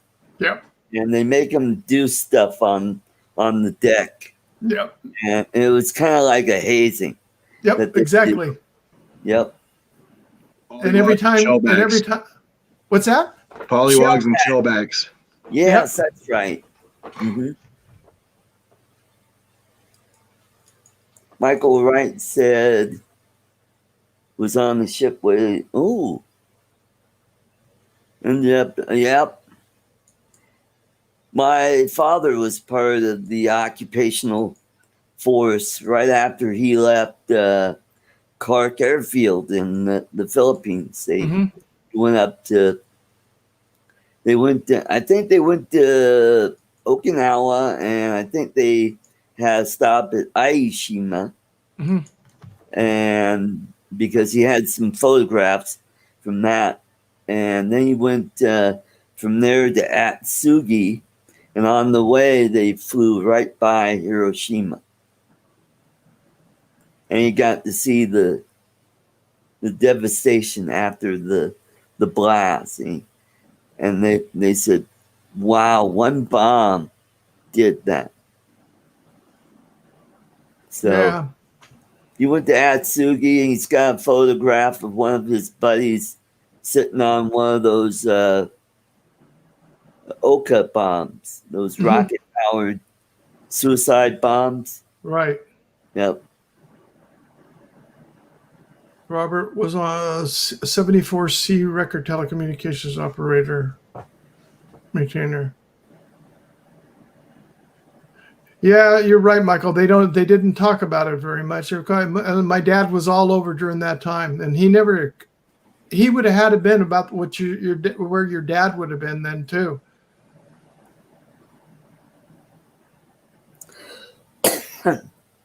Bless you. Yeah. Well, good night, Tom. Take care. Take care, Tom. I follow this channel called The Great War, and and it was, it went from they started it 100 years after the war, so they started at 2014, and that went all the way to 18, and they did it like the timeline of the war, and I watched just about every episode. And you think about that fighting was nothing like anybody had seen, because before you had the cavalry and artillery. This was way beyond that, because technology had changed where you could kill on a mass scale. Like, they were using artillery where they were dropping shells that were like 8-10 inches in diameter, and they were leaving these huge craters out there in no man's land. They had what was called creeping barrage, where they would shoot a barrage and the infantry would be right behind it, and hopefully they didn't get too far ahead to where they were caught in that barrage. And that's and that went back and forth, and the Germans had this tremendous trenching system. And if you fly over it, you could still see it to this day. And well, even a lot of the other smaller islands and everything all across the Pacific, the tunnels and everything that the Japanese had done, that's still visible in places too, I'm told. Well, like in Corregidor, they still have that big tunnel under the mountain there, and that was a hospital, and that was headquarters too. And they have tools you could take out there, and there's remnants of the buildings that are still there. What I'd like to do is go there, and if they'll fly a drone around that. I wonder if you can. That'd be interesting to know if you can or not. Yeah. What was ironic is my dad's ship. We would go down to San Diego because we had relatives on my mom's side going down to San Diego a lot, and my dad's ship. We actually saw the USS Fletcher, that they brought into San Diego Harbor before they decommissioned it. And, obviously this is decades and decades ago. And we were able to see the ship. Well, never going on a ship and being able to see it or anything like that. When we were in Hawaii, we went over to go see the USS Arizona, the memorial there. And they had one of the USS Fletcher's sister ships that you could go on board there. And I'll tell you one thing, you want to talk about cramped quarters. Yeah. I mean, it's unbelievable how small the room are, and the areas are. And to go back on that ship and to be able to sit down where my dad would have been, it was like, oh my God, this is after he had passed away. But to go on there, it just gave me chills.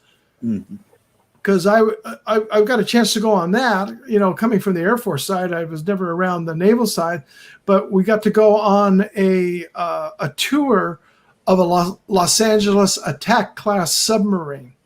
Wow. And I got to go on one down here in San Diego. I was brought in for transition, and they were upgrading a lot of stuff in there. And we were able to go in there and shoot a lot of pictures inside.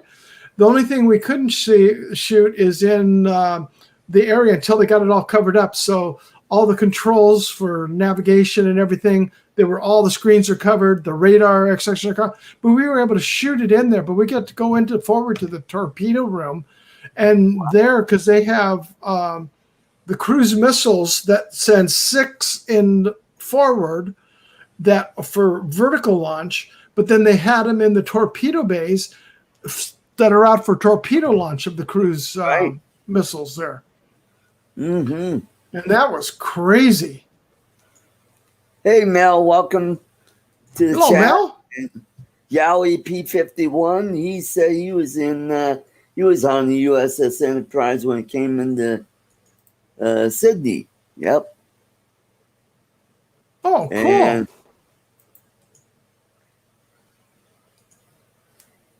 And they're having a heck of a time breaking it up because, there's a lot of asbestos on that ship, and nobody wants to get anywhere near that ship. Well, there's so many U.S. warships are filled with asbestos everywhere. Yep. Mm-hmm. I also said hi too, Mel.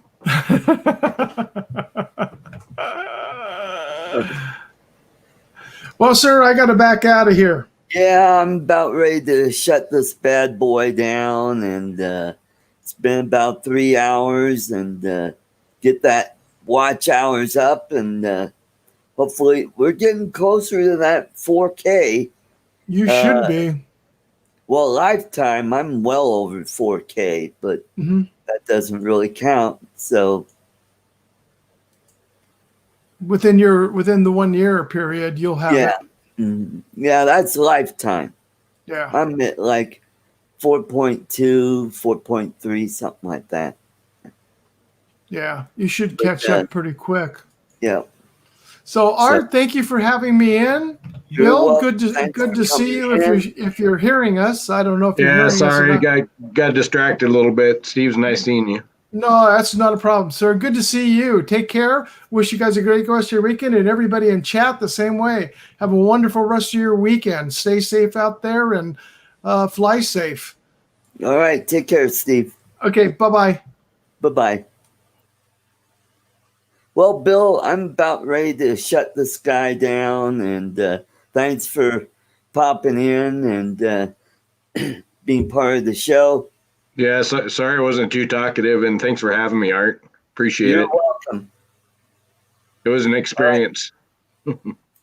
And don't forget, there's my show tomorrow, Art's Place. If you like to hear conservative talk with Lloyd Mendenhall, we'll be doing that. So, all right. So I'll bump you out, and we'll. All right. Be good, Art. Thank you. All right.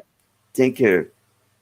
All right, folks. Well, thanks for coming to the show and being part of the show. You all have a great weekend. I'll see you at some of you at Spin Up next week. So I don't know. I may do ArtCo on Sunday. I might do that a little later. Maybe I'll do that after Art's Place. So thank you all, and thank you, James, for jumping in. Take care, everybody. God bless, and see you next time. Bye-bye.